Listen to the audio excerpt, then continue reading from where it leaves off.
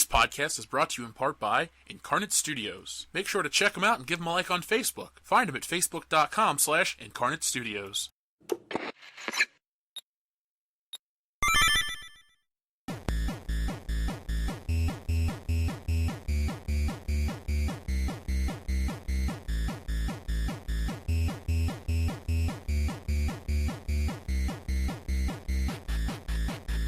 Welcome to World Class Bullshitters. All your base are belong to us. In this episode, we discuss Star Wars again, video games, Dan's little secret, and Dr. Phil gives a review of Guitar Hero Live. Hello and welcome to episode 2. I'm your host Jeff Hicks, and with me are my distinguished co-hosts Dion Green. Yes. Welcome back, ladies. Mr. Dan Kane. How distinguished do we have to be? Very. And Dr. Phil Seitz. Doctor. How you doing, guys? Pretty good, my man. Pretty good. I made a new personal goal. I made it to episode 2 and I'm still alive. Yeah, exactly. I was just about to say, we made it to the second episode and you survived, Dan. This is an applause for you. I'm very happy. Everybody's going to have to wait until next week's episode where we reveal Dan's biggest secret. He's gay. I mean, he's dead. I was gonna do a Dan death clock, but that was again, a little better. that's Yeah. a very dark start to the podcast. I was just gonna leave them in suspense, but you know, if you just want to throw it out there, Jeff, go ahead, man. Cat's out of the bag, the Dan's out of the closet. You know. Well, anyway, guys. Dan ever in the closet?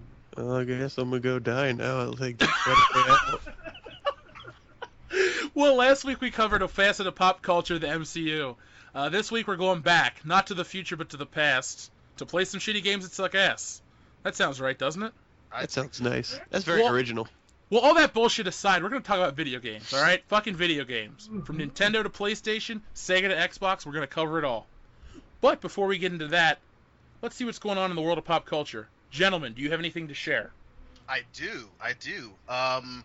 I caught wind earlier that Japan is actually starting a real-life Pokemon gym, and that's not a joke. That's legitimately happened. A real-life Pokemon gym will be in Japan. And Shut up and take my yen. Yeah, it's just gonna be them giving little tips, little matches, things that little Japanese boys and girls love to do. Okay, Or big American people. Yeah. Right. Or Right. I have news. Yes. Chicago Cubs fucked up Back to the Future 2 because they lost in the playoffs and now they're not in the World Series this year. That's How true. Dare they? Damn it, Chicago. You got great pizza and really good food. And a shitty wrestler named CM Punk. That guy sucks. Oh, he's a bitch. Yeah, Everyone thank loves you. Phil. What? Dr. Phil Seitz. Doctor? All right, Phil, do you got anything? Because I got a couple topics I'll cover. I do. Why don't we talk about the elephant in the room? What is that? The big release on Monday Night Football, the Star Wars trailer. That was my number one topic. Let's talk about it. So excited. There are some people in this podcast that are worried. I am not. They're going to kill off Han Solo, damn it. Okay? Oh my God, that's my favorite character, and I don't want to see him go. Yeah. Listen, that's not what I am worried about the fact, and I'm amazed that you are not, Phil. You are blinded by nostalgia, sir. You are blinded by sheer excitement, and it is going to be our downfall. Okay, now, was it an amazing trailer? It was an amazing trailer. I am very excited. It was a good trailer, not amazing. I would say it was. They did a great job of making you go, oh my God, all this shit's going on, what? But I am scared that they're going to undo all the shit that they did in the good trilogy of these movies in one very fast fucking film, and I am terrified. See, now what I'm worried about is they're going to do the exact same premise as Episode 4. I mean, the super weapon thing looks just like the fucking Death Star. By the way, since we've recorded last time, the new poster came out as well. We didn't talk about it on the last episode. Oh, that's right. So we got a poster and a trailer, and last week I gave my thoughts on Star Wars. Same opinion, just stronger. I mean, I love Star Wars. Probably as much as you, Dion, more so than anybody else on the show. And I don't want to go in going, oh my God, this is going to be the greatest movie ever. I mean, because it's not going to be the greatest movie ever. We all have our expectations, and I don't think they're all going to be met. So for me, I just say it's going to be shitty, and then even if it's halfway good, I'll like it. But see, I'm worried about stuff that you guys aren't even thinking about, I'm thinking about technical problems. It doesn't look like a Star Wars movie. Like when the Falcon took off in Lightspeed, it looked like the Enterprise in Wrath of Khan, which is great in that context, but that's not how the Millennium Falcon takes off in Lightspeed. It just is going to feel like a different Star Wars. Now, I'm not saying I need George Lucas back in the fray, but what I am saying is I don't think J.J. Abrams is the right guy. I think he is so engrossed in his own style that it's going to negate the style of Star Wars and make this film feel so disconnected from the rest of the saga that when you watch them in order, it's going to cause a rift and a problem. Well, it's very perfect that you bring up the hyperspace thing because he did Star Trek. So I think that's, I'm not worried about the technical stuff. I'm worried about, how I am into the stories.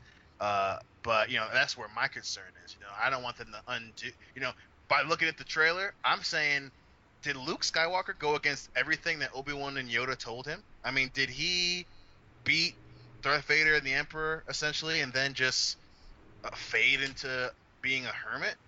Han Solo's, the thing that worried me the most is Han Solo going, oh, the Jedi, the dark side of the Force, it's all real. Which it's means all bullshit. Which means that he's saying that people have forgotten about it, which then leads to my concern, did they forget about them winning at Endor and beating Darth Vader and beating the Emperor? I don't think people forgot about it. I think, and obviously we can't say for sure, but right. I think the storyline and when he said that is going to be like the Empire, like whatever remained of the Empire. Yeah, Darth Vader's gone. Yeah, Sidious is gone. But what about all the troops, there's all the commanders, everything. It's all spread throughout the galaxy. The Death Star wasn't the necessary complete end of the Empire. So maybe what he's referring to is, okay, maybe the Empire tried to keep things secret, keep it quiet. No, Dion's not talking about the Empire. Right. Dion's talking about the Sith and the Jedi, which, if you go off the prequels, everyone knew who the Jedi were because they were every fucking word. They were rock stars, dude. Oh my god, a Jedi's here. Thousands of years. Yeah, and if you watch the first movie, they talk about the Jedi has been extinct for 1,000 generations, the Jedi whatever. Exactly. Basically, within 19 years, the whole world forgot about the Jedi. It's like he's William Hung. I mean, no one remembers that dude, but he didn't have a big impact on the world. The Jedi in the realm of Star Wars were like the last resort. I mean, the Battle of Geonosis, that shit was about to go down the other way, and then that whole swarm of Jedi came in and finished the battle. So I'm with you there, Dion, especially about being concerned with the discrepancies in that. I just don't... Okay, in a perfect world, there wouldn't be another Star Wars movie. For me, I don't like the prequels, but I'm okay with them existing, because the originals were great. They didn't really change anything besides some of the stupid special edition changes. Now you got this, now we're going to see where else they go. It kind of was implied that Han and Leia got married. Luke was the last of the Jedi, and you don't know if he was going to go off on more adventures or start a new, school for training Jedi. It was cool, and it had a lot left. I think it's going to be stupid, because like you said, he's going to be a hermit, and I'm not excited for that. Right. I feel I'm going to let it come and see what happens, Oh, sure. I mean, I'm at this point, it's all speculation. My thing is, I'm not going to speculate until I see it. That's when everybody's going to nitpick at it. I'm sure, all the hardcore fans out there like Jeff and Dion, they're going to nitpick at the movie. They're going to find things that they didn't like. I'm sure you will find things that you do like. But, I'm not worried about it. The trailer got me hyped. I like J.J. Abrams' style of directing. I like, I'm a huge fan of the Star Trek and Star Trek Into Darkness. Same here. Fantastic films, greatly directed. And I'm not a Star Trek fan at all. Me neither. Dude, you're basically saying the same thing as me. I'm just a little more passionate about Star Wars. And I was going to say, and that's the other thing, about the Star Trek film. Nobody knew it was going to come of those, and I've heard nothing but good things from Star Trek fans. So I think they integrated it well, and I'm actually excited to see what J.J. Abrams will do with Star Wars. Here's the thing, though. I think everything he made was trying to be like Star Wars in those Star Trek movies, but now that he's got Star Wars and he's got other people, it's going to be like, well, we've made Star Wars this way. Now we're going to change it up. And, I don't know. you know what? Let's just end it with Dan. What do you think about it? Have you even seen the trailer? No. I didn't think so. Dion, how many times have you watched the trailer? I've watched it 5 times since Monday. What about you, Phil? How many times have you watched it? I've watched it a dozen, at least. I've seen it once. The thing is, I don't need to see it anymore. I know exactly the tone of the movie. That's a Star Wars trailer. A Star Wars trailer that kind of gave away everything. I mean, you literally saw there's a fucking trench in the middle of that planet. They're going to reenact the Battle of Yavin, the Death Star fight, in 2015. I mean, that's why the first Star Wars movie is my favorite Star Wars movie, because that epic battle at the end blows anything else out of the water that came in Empire or Jedi, spaceship battle-wise. I'm not talking personal stories or human interaction, but like the Battle of Endor may have looked nicer effects-wise, but the Battle of Yavin just was way better in my opinion. The fucking tension with the music and the build-up and the Darth Vader, I have you now, all that shit. Every time I watch a movie, I get excited. And I've seen that movie 150 times. Yeah, well, and I think we're gonna get it again, but you know, it's only good. I mean, I hate to say it, but watching Star Wars isn't like getting laid. You know, the first time you watch this movie, oh, it's great, it's mind blowing, and then the more you watch it, the more you bang, the better it gets. So I'm not looking forward to like. Okay, here's an example. Let's say you dated a girl in high school, right? And you guys had a ton of fun, but then you went off and did all this shit in your life, and then you went back to her, and you're like, oh, high school was cool, but I don't need to relive it. That's how I feel about this fucking movie. It's like, I did it once. I don't want to do it again. And I'm just so... What bothers me more than anything else is how excited people are for an eventual letdown. If it's great, I'll be the first one to apologize on this podcast. I will fucking say... I'll go on an hour about how I'm so sorry how great the film was. But I don't think it's going to happen. I think that would drive down our viewership. But again, my whole thing, you know... how it's filmed, you know, I have faith in the fact that, Disney's going to spend a shit ton of money to make it look good. I'm okay with there being, you know, differences in how it's shot and all that stuff. Again, my concern is just the story, and one of the reasons why it's such a big deal for Star Wars, more so than Star Trek or any other sci-fi, is because Star Trek was great. You know, it did a lot of good things, especially as early as it started, but it did not have the cultural impact that Star Wars did. I mean, literally, people have modeled their lives after Star Trek too. But Star Wars was no discussion. It had a much larger impact. So, if even minuscule changes, that's gonna affect, in this case, 6 previous movies where you've established, you know, sometimes not the greatest, but you've at some point established a culture, a feeling. This is what the Jedi are. This is what the Republic was. This is the feeling that we left you with. And if they undo all of that in the first 10 minutes of the movie, I'm going to be sitting there like, am I the only motherfucker that has a problem with this? Yeah, you are, because it's going to be you and me. We're going to be 350 miles apart, and we're going to fucking feel a disturbance in the Force. Yeah. And we're just going to be like, God damn it, they did it. And then I'm going to text you as soon as that movie's over and be like bitching up a storm. Yep. Like, I told you they'd do this. I told you they'd do that. Yep. Blah, blah, blah. Yep. I mean, let's get off topic of Star Wars, because look at, for the listeners out there, all 50 of you so far, we got Star Wars month coming in December.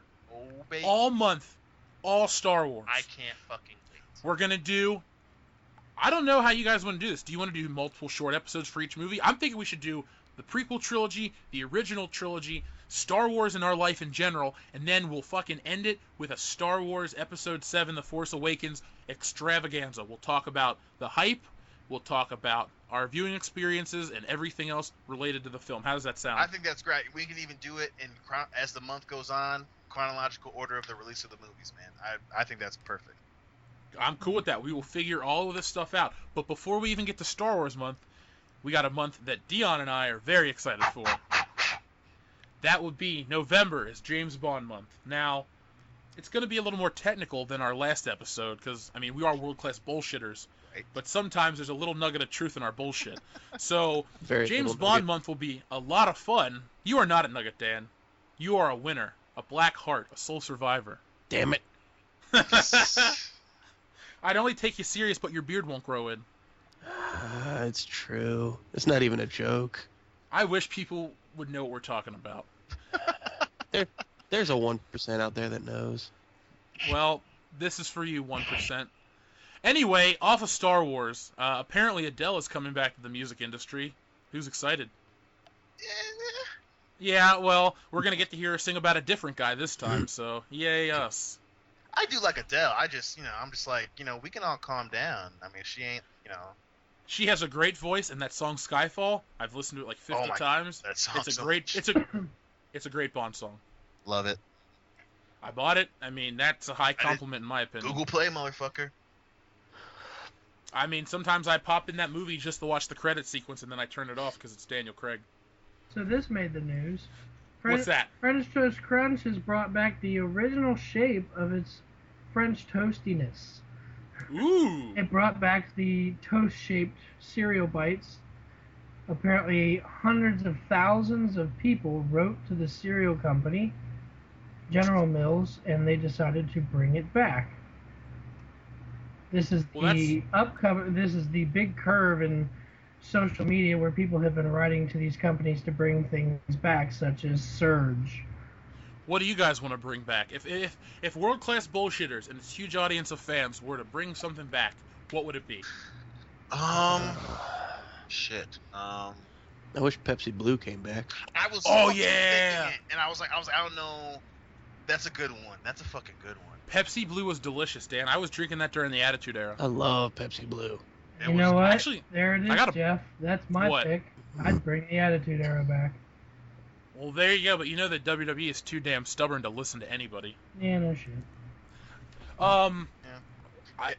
There was a. Do they still make Waffle Crisp? That was a good cereal I'd like to bring back. So. They do. Okay. Dan, we should get boxes of that tomorrow. Done. Let's sneak them into a movie. Sneak them into a movie, eat them, just fucking right in front of everybody else. I'll do it. Well, let's end this news segment with something that was very near and dear to me. Yesterday was Back to the Future Day. Yay! The White House officially announced it yesterday. So that makes my birthday the same day as a national holiday celebrating my favorite movie. All joking aside, everything was Back to the Future yesterday, and it was probably my most memorable birthday. I didn't really have a good time going out, but damn it, I watched the news and they were talking about Back to the Future. The Weather Channel was about Back to the Future. I got the USA Today, and it was about Back to the Future. I mean, I couldn't ask for anything more besides somebody bringing me a real DeLorean. Dude, it was. I thoroughly enjoyed. I did laugh because it was early in the week, but there was this. When I go to work, there's this sports station chick's on there, talks about sports, obviously, and they're talking about the Cubs. She goes, I just don't want to hear about how the Cubs are in the playoffs because of Back to the Future. I want to be like, bitch, it is exactly because of Back to the Future. You cannot tell me that the fucking Chicago Cubs, statistically and historically one of the worst teams in pro baseball, are magically in the fucking playoffs. Oh, they're a young team. David Price, suck on my nipples. No, it's because of fucking Back to the Future. Everyone should fucking acknowledge it. And I know goddamn well all the Back to the Future fans are like, yeah, it's because of us. You're fucking welcome, baseball. That's the biggest coincidence because we've been able to track the curve of technology, right, from 1985 to now, but we have no clue who's going to be where in the MLB. So to me, that was the biggest coincidence. I thought it was pretty damn funny. And the day of the movie is when they fell out. So fuck Chicago, right? Hilarious, isn't it? Well, guys, that was the news. And when the news is over on World Class Bullshitters, you know what that means, right? What does it mean? It means it's time for the great pop culture debate. Hoo-doo! Oh, yeah, I'm excited because Yay. this week is actually really fun.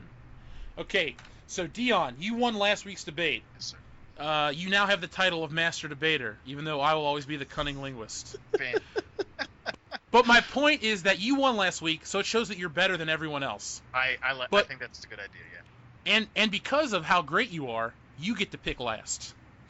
Okay. So, today's great pop culture debate is, what was the best action movie sequel? T2, Die Hard 3, or Rambo 3? Now, Dan, since you barely contributed last week, you get to go first. I say Die Hard with a Vengeance. Oh, That is your choice. Phil, what is your choice? and we're picking our favorite, right? Of those three, what do you think is the best action sequel? Terminator 2. Okay, Dion, that means you got to argue Rambo 3. Can you come up with another passionate Roman Catholic argument I'll tell and you. bring me back to your side? Baby, you know it. Love it. All right, guys. Then Dan, please tell me why Die Hard with a Vengeance is better than the other two films. Die Hard 3, amazing movie for multiple reasons. One, Die Hard 3 followed up a very, very lackluster Die Hard 2, meaning Die Hard 3 had to put up even better in order to make people want to watch it. Fact. I'm loving this. Keep going, man. You got me swayed. Fucking Samuel L. Jackson makes that movie much better. Hilarious. The fact that he's walking in front of black people holding a sign that I can't really say what it says because I'm a little too bright for that. I loved how that started. Keep going, man. You got anything else to say? Let's see. I'm thinking. I've been thinking about this for a couple days now, but, you know. Oh, shit. Oh, This you is the knew longest Dan beforehand. has thought about something. That's cheating. Excuse me. The call- action. don't call The it, put it action's on. You may not beautiful. make it to episode 3. Well, you know, we got a time clock on it. Well, you know what, Dan? I'm going to tell you right now. So far, your argument, if you would have gave me this argument last week, let's say for some reason we're talking about your argument versus Dion's last week, you would have fucking won. That was beautiful. Phil, Dr. Phil, can you follow up to that? I don't think there's much I need to say. I mean, Terminator 2 is arguably the best film out of all the Terminators. It is arguably, but remember, this is all on the debate factor. Well, I mean, you got to sway me, because right now, you gotta bring I've it a little never bit seen these heavier. You gotta movies. bring it- all right. Well, I'll do it Dan style. All right, number 1, Arnold Schwarzenegger. I mean, he can't. He plays that character perfectly because 1, he can't act, so the less lines he has, the better he is in a movie. Okay. 2, James Spader, or not Spader. Wrong robot, dude. James Cameron is a phenomenal director. A lot of people may not like all of his films. I thoroughly enjoyed Avatar and Titanic. Ugh. You're alone on this podcast. Hey, you know what? I am alone. I think he's a phenomenal director. The Everything Phil stands he alone. does is a masterpiece, in my opinion. Even the deep or the abyss. I enjoyed The Abyss. I really did. And number 3, the story overall. I mean, it fits so well. And the problem with Terminator is, you know, it's going back to the future and back to the past. It's everything they say.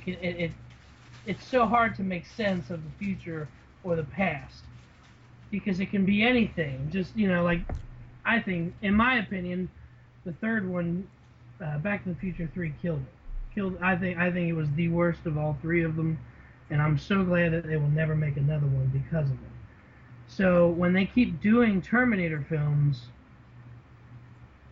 like, for instance, You feel it's tarnishing the series? exactly, 3 was terrible. Well, besides the sucking up to me about Back to the Future, that was a very good argument. Now, Dion, the man with the master plan in the original Tan, preach.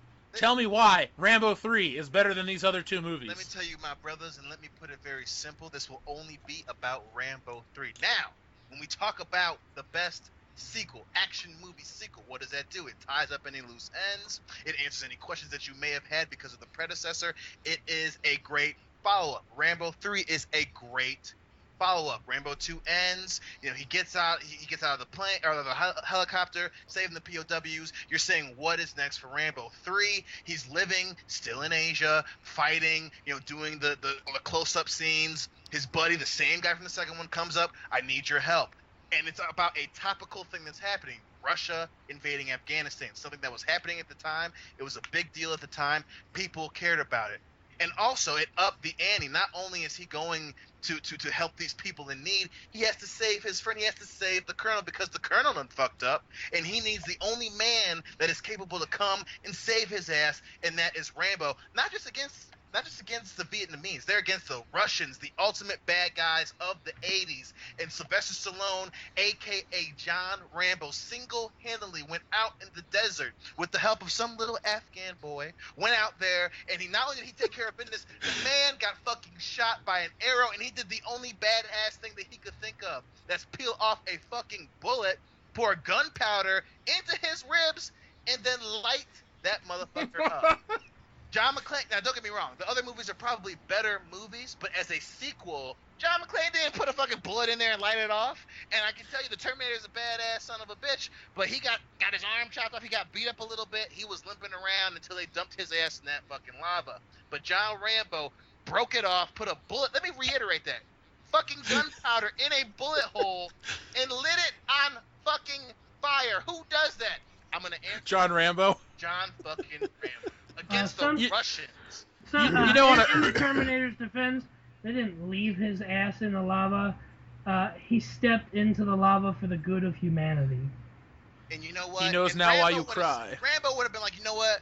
Terminator's my buddy.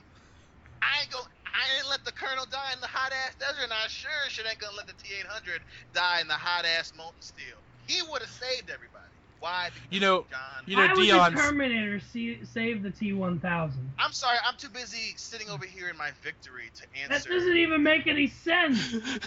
Listen, you're the one that Why went would off on he a save tangent, man. something that's trying to destroy humanity? You went off talking about other movies. Wait. I heard Back to the Future when I was asking about Terminator 2. Exactly. But And you're hey, saying, why would let's he get say this, that Terminator gentlemen. wasn't- Let's get this back on topic. Right. Side note for you, Dion. My grandma calls me about a month ago. She goes, Jeffrey, I saw the best movie the other day. Have you ever heard of it? It's called Rambo 3. They're in the desert. It was such a great movie. There was so much action. I was so into it. Now, my grandma's 91 years old, and I was blown away.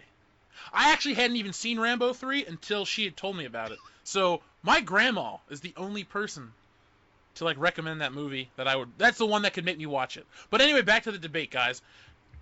You're all doing really strong.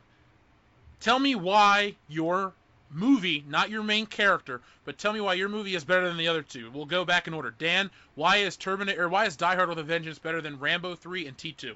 Because Die Hard with a Vengeance had to prove itself after a lackluster sequel. Rambo 3 followed a decent sequel. T2 followed a good movie. Both great movies on their own part. Die Hard 3 had to be better or else Die Hard would have died right there. Perfect. Phil, tell me why. Terminator 2 had a great script, great story, great actors, tons of action, great cinematics. It's in my opinion, it's superior than both movies just because Die Hard. When you get to the end of it, when you keep adding on, it just keeps getting worse. And Die Hard 3 and Rambo 3, it's too many films that you should know when to quit. Dion, tell me why Rambo 3 is better than Die Hard 3 and T2. Not only was Rambo 3 topical, important for what was going on in the time, but as far as a sequel, it is, again, not a better movie than the other two, but a better sequel. Die Hard with a Vengeance, he's divorced, you're like, yo, what the fuck? Terminator 2, you're saying, hey, oh my god, where's the bad guy? Where's it? Oh wait, there's another Terminator? You get thrown through a loop. Rambo 3, he's back. It's the same type of mission. He's going to get his friend. He's John Rambo, bullet in the ribs. I love bullet in the ribs. We should hashtag. You know what? That's our t-shirt. When you bullet in the ribs. When you tweet us at World Class Bullshitters, you should do hashtag bullet in the ribs. You will get a gold star. Okay, guys. See, I'm torn. These arguments are actually way better than last week. I almost want to make the listeners wait till next week to announce a winner, but I won't do that. Good man. I think one thing that you're all saying, but Dan says it the best, is there was a lot more riding on this sequel. Now, T2 followed up a small-scale success. I mean, Terminator 1 had a small budget. I think it made about $40 million at the box office, but it was culturally relevant and it was an important movie. Die Hard came 4 years after Die Hard 2, which the first one was a great hit. The second one, I think, made more money, and the third one, though, there was a lot riding on it. And then Rambo, I don't even really care about that movie, but you made me care about that movie. Well, so did your grandma. To be honest. Then my grandma did too. Just to wrap this up, I hate to do it. I wanted to give him a win streak, but Dan, you impressed the shit out of me. Now, can you do it next week? I don't know. They'll have to find out then. Guys, I'll tell you this. I know Dan. I have never heard Dan put so much effort into something ever. ever. So that's why he gets the point. That was the best damn argument I've ever heard him argue. I won't lie. Dion? That is one of his better arguments. Dion, you and Dan are now tied 1-1 Oh, for the title of Master Debater on the World Pop Culture Debate. Come on, give it to us straight. Who was second? Okay, here's the thing. You gave a better technical argument. Really, you did. But I think Dion's... Okay, I want to be fair. Bullet in the ribs is going to stick with me forever. but not Well, yeah, bullet in the ribs would stick with you who forever. successfully argues for Rambo 3? That alone. People are listening like, damn, yeah, I didn't think about that. You know what? I'm out. Okay, you know what? Hold on. Dan, Maybe I gave some bullshit. Okay, fine. You guys want to really sway me? Fine. Tell me, argue for the movie that followed it. If you really, really want your point back, Dion, you got the advantage. I'm sorry, he wins. Dude. He wins. You can't argue. I'm only gonna say this. Phil, you know what I'm gonna say too. Which fourth movie is better, Rambo or Terminator fucking Salvation? You know what? I'm not even gonna give you the chance to talk your way out of that one, Jeff. Not talk your way. Think your way out of that one. You know the answer. Rambo's a much better fucking movie. Rambo 3 set the foundation for a better sequel. Die Hard. You know, don't get me wrong. Live Free or Die Hard. I like Die Hard with a Vengeance, and I like Live Free or Die Hard, but Rambo blew me away. Right. So, you know what? Fuck it. You get a point for Rambo 4, Dan gets his point for Die Hard, and Phil gets a point for being there. So you know what? We all got points on the board, but you're in the lead. It make you happy? Welcome to At Midnight. Answer. That also means that my win streak is alive, goddammit. You still got your win streak, and damn it, Dan. I'm high-fiving you. My hand is pointing in the direction of your house right now. That was a fucking amazing job. Bring that fire next week, guys. I'll let him have that one because the question that you asked at the end was not fair. If there was no arguing Terminator 3 or Salvation, the next best film was Genesis, and that didn't come for what? Over a decade later? Dude, Genesis came out 23 years after T2. Jeez. Yeah, I know. That's lifetimes of people. But we have now closed the chapter on today's great pop culture debate. And gentlemen, it is time for the main feature. So, today we're going to talk about video games. So, as always on World Class Bullshitters, we discuss how we got mired into the bullshit that we're in. So, it's roundtable time, guys. Talk about how you got into gaming, what your first gaming console was, and what is your current console of choice. We'll start with you, Phil, since you're the biggest gamer of the bunch. Doctor. What were your questions again? I was studying. That's cool. My questions... I heard console of choice. Well, hold on. We'll do it in order. How did you get into gaming? What was your first console? And what is your current console of choice? Gee, I should know this because I was thinking about this in the car the other day, actually. I got into gaming because it was kind of frowned upon. My dad enjoyed video games. He had a Nintendo and a Sega Genesis, and my father passed, and I inherited those. But my stepdad wasn't too keen on that stuff, so it was kind of like, oh, you shouldn't be playing those. You should be out in the yard, or you know. Well, so obviously that made me want to play video games even more. My first console, like I just said, were the original Nintendo Entertainment System and the Sega Genesis. Not the CD or the Saturn, but the original Sega Genesis. Was it the Mega Drive in Europe and every other part of the world? Probably. I had the games. I didn't have very many Nintendo games. I had Super Mario Brothers 3 and what was that? Nintendo World Track or something with the pad. That super expensive game. The track meet. Yeah, it had the pad that you ran on. Yeah, that was dope. And for Sega, I had Sonic 2, Sonic 3, Sonic and Knuckles, Mortal Kombat 2. And a golf game that my dad played a lot. So, Phil, what is your current console of choice for the listeners that don't know you? Now I have them all, to be honest, except for PlayStation 4. I usually get them all. Right now I'm currently playing the Xbox One, and I'm mixing a little bit of PC gaming. I use the Steam network a lot. Well, normally I would do a different round table, but I want to chime in with you. See, my dad's also dead, and the only thing I really inherited from him that I could That's the use weirdest was way his to start that. Nintendo, though. No, it's a podcast thing though. full of Bruce Waynes. No. Yes, I know. Well, my mom's just asleep. She's not dead. Well, Uh, Sam. no, Is it dead no, but being asleep forever? nah, no, she's still. I can hear her snoring. She's okay. No, but my point is though, I inherited a Nintendo too, so that's kind of how I got into gaming. Dan, we'll let you go next. No, Dion, you go next. Yay. Let's hear what you have to say. Well, I didn't have a Nintendo, but I got into gaming because my mom and dad. I always wanted a video game. I was like real little, and they got my sister and I. They got us a Game Boy. So I got not only did I get a Game Boy, I got a Game Boy Pocket, the clear one. Ooh. It was by far the coolest thing at the time. So I got a Game Boy. And my first game was the Game Boy version of Star Wars, and Oh shit. played the shit out of it. That game was hard as fuck.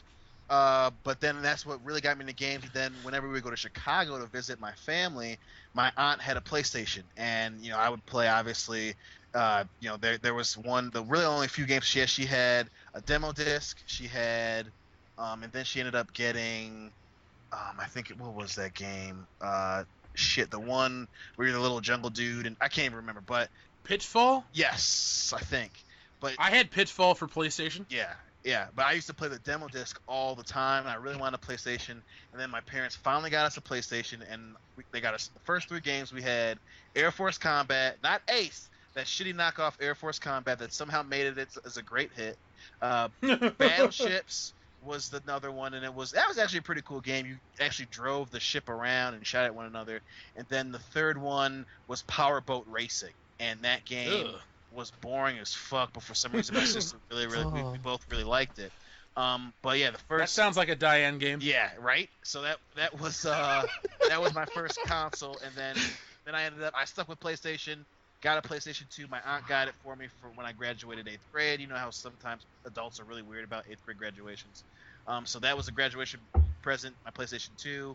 I've got Wolverine's Revenge and Enter the Matrix, and then my woman at the time, who is now my wife, bought me a PS3 as a gift for my birthday. I remember that. Yep, one of my favorite gifts of all time. And then I now have a PS4, and I actually have all my PlayStations, my Game Boy's somewhere around here. So I'm definitely a PlayStation guy, and probably my favorite game, I think. We'll get to your favorite game in a minute. That's Just what I'm think. talking about. Yeah, that's my first. Yeah, my favorite one, not my favorite game, my favorite console, I'd have to say is the PlayStation 3. It's probably my favorite because a lot of great games are on there. I have a lot of great memories of PlayStation 3.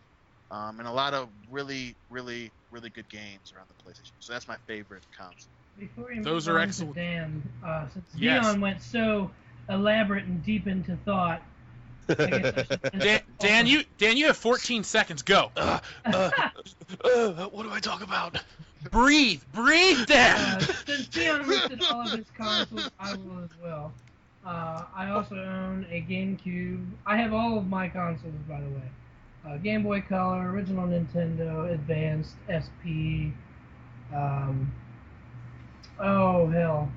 360, PlayStation. I've never played the 2, hell. How's that? It's shit. PlayStation 3. I have all of them still. Most of them are in storage. So.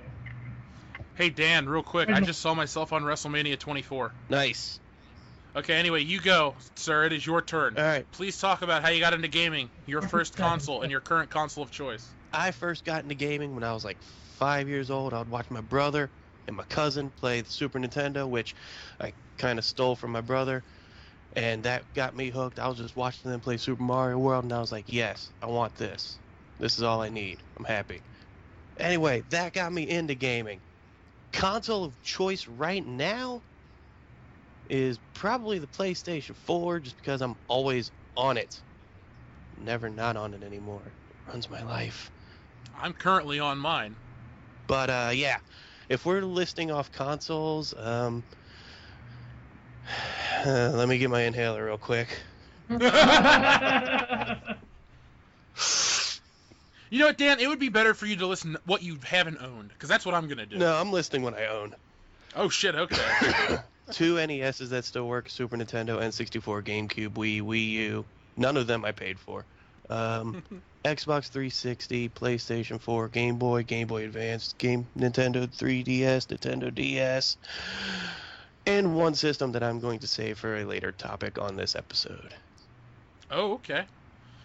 Well, I guess it's my turn. I mentioned how I got into gaming because I kind of inherited Nintendo from my dad, but cool story that my mom always talks about, which always links my birth to gaming, is that when my mom was pregnant with me, her and my dad would play the original Zelda. Every night they would sit down and work their way through that game. And clearly this was before the internet existed, so you really didn't know what you were doing. So they never finished. They actually didn't. Funny/sad bittersweet story is that when I was maybe 3 or 4, my mom hooked up the Nintendo and was gonna, have me play the game and finish Zelda. But because she didn't know what she was doing, she deleted the file. And she cried about it. She still gets a little teary-eyed about it. But my first console that I owned, that was my own, was a Super Nintendo. And that came with Mario World and all that shit. So I was really into that. Oh, yeah. And like Dan and Dion, I currently do, too, play a PS4. I've had every Nintendo except... The only one here without a PlayStation. Well, 3 out of 4 world-class bullshitters prefer the PlayStation 4 to the Xbox One. But you I got a never question. owned an Xbox One. I Yeah, owned that's every the other point. Xbox. Let me tell you something. I've had the other Xboxes. I was going to tell you about what I've owned. I didn't buy the Xbox One because, 1, I didn't want a mandatory Kinect at first. Right. 2, I thought they were so cocky and cocksure that their marketing just turned me off. I didn't want to pay an extra $100 for a piece of machinery I didn't want. I didn't want an always connected console. I didn't want digital only. I wanted to be able to borrow games, used games. I wanted to have all the options out there. I just didn't like what they were doing. And Dan was with me. We were hanging out during E3 2013. I would be on my old phone looking up the updates. And we were bitching about the Xbox One. And then a guy whose name we will never mention on the show, we were at his house playing probably WWE. What have it? WWE 12 at that point in time? Yeah, douche It canoe. is douche. It was douche canoe, on the river shit. But we were at his house, and I distinctly remember we were playing a wrestling game on 360, and all of a sudden I said, "Dan, they just announced the PlayStation 4. It's $100 cheaper, and you can use used games on it." And we high-fived, and now we both own one. So that's why I did not get an Xbox One. I had my reasons for it. As a good consumer, I wouldn't allow myself to buy into their bullshit. I forgot to But- mention, my first but game aren't system you- actually was a Sega. And it's sad. Sega. But aren't you eventually going to get an Xbox One? Here's the thing. I currently am okay. I don't dislike Xbox. To the listeners out there, fanboys, console war flamers, whatever you want to be. Exactly. Flavors. I owned the original Xbox. I will say this. The original Xbox is the only gaming system that doesn't work that I own. And the Xbox 360 is the only gaming system I had to buy multiple times because it kept fucking breaking. So Xbox, you're kind of on my shit list for quality consoles. I mean, Microsoft, Dion, God damn it. do you remember how many fucking times my Xbox 360 Yes. would break and we had to wrap it up in a fucking towel when I lived with yes, you? and I remember that because you told me about it, because then you were like, I'm gonna try, and I was just like, I'm gonna come over because I feel like someone has to witness this whenever someone is gonna tell us in the future that Xbox is so fucking great. And I remember we went over to your dorm and we were sitting there, and I don't know if Dustin was there, but we were there, and you and I at the very least are just sitting there like staring at it, and we're just like, is this shit really gonna fucking work? And I cherish that fucking memory. It worked, and you know what though? I had to go out and buy that. What was it? The black one. The Wi-Fi one. 250. After the white, Yeah. I bought the black one. I didn't have a single problem. Sadly, it was stolen, and I had 50 games for that system, and I love the shit out of it. But anyway, I'm not an Xbox hater. I just currently don't need one. I mean, I don't play many games as it is. If I had an Xbox, I would play the Gears of War box set, and I'd play Halo 1 through 4 again, and I'd get Halo 5. Nice. So there are a lot more games I want for the system Right. than I even want for PlayStation 4, but I do this, I draw, I got other shit going on, so And- gaming and- right now kind of takes a back seat. Therein, what you're saying is you want both, but right now PlayStation appeals to you more than Xbox does. Well, no, actually, Xbox appeals to me more than PlayStation does. I just don't want to spend my money on a console that's going to take away time from me doing other stuff that I need to do right now. I just don't have the time to play a lot of games. Because, dude, if I won the lottery and was in perfect shape, I would sit down, I'd go buy an Xbox One and a fucking 500-inch television. I'd have one made, and I would sit and I would play through Gears of War 1 through 3 on Insane Again, and get every achievement point, and I would get every cog tag, and I would do all that shit. I was so like, too bad we weren't friends back then. I was the biggest Xbox fan in the world, and Dion was the biggest PlayStation 3 guy, and we used to talk shit to each other all the fucking time about how much our consoles were better than each other's. Oh, yeah. See, and that's my thing, and that was with the Xbox 360. You're talking about how you wrap it in a towel, and all the things that we were trying to do to fix the red light. That when I bought my original white Xbox, I never had a single problem with it. And then they announced the Elite, and I had the money, so I went and bought an Elite, gave the white one to my friend, and as soon as I gave it to him, it died. and then a couple weeks after that, my black one red ringed. But I never had to purchase another one. I always sent mine to Microsoft, and they replaced it or they fixed it. So I'll give Microsoft credit when my Xbox was stolen. And I was trying to, have all my account stuff suspended so I wouldn't get my credit card. They were cool. They were trying to help me. So they get a thumbs up in the whole customer service department.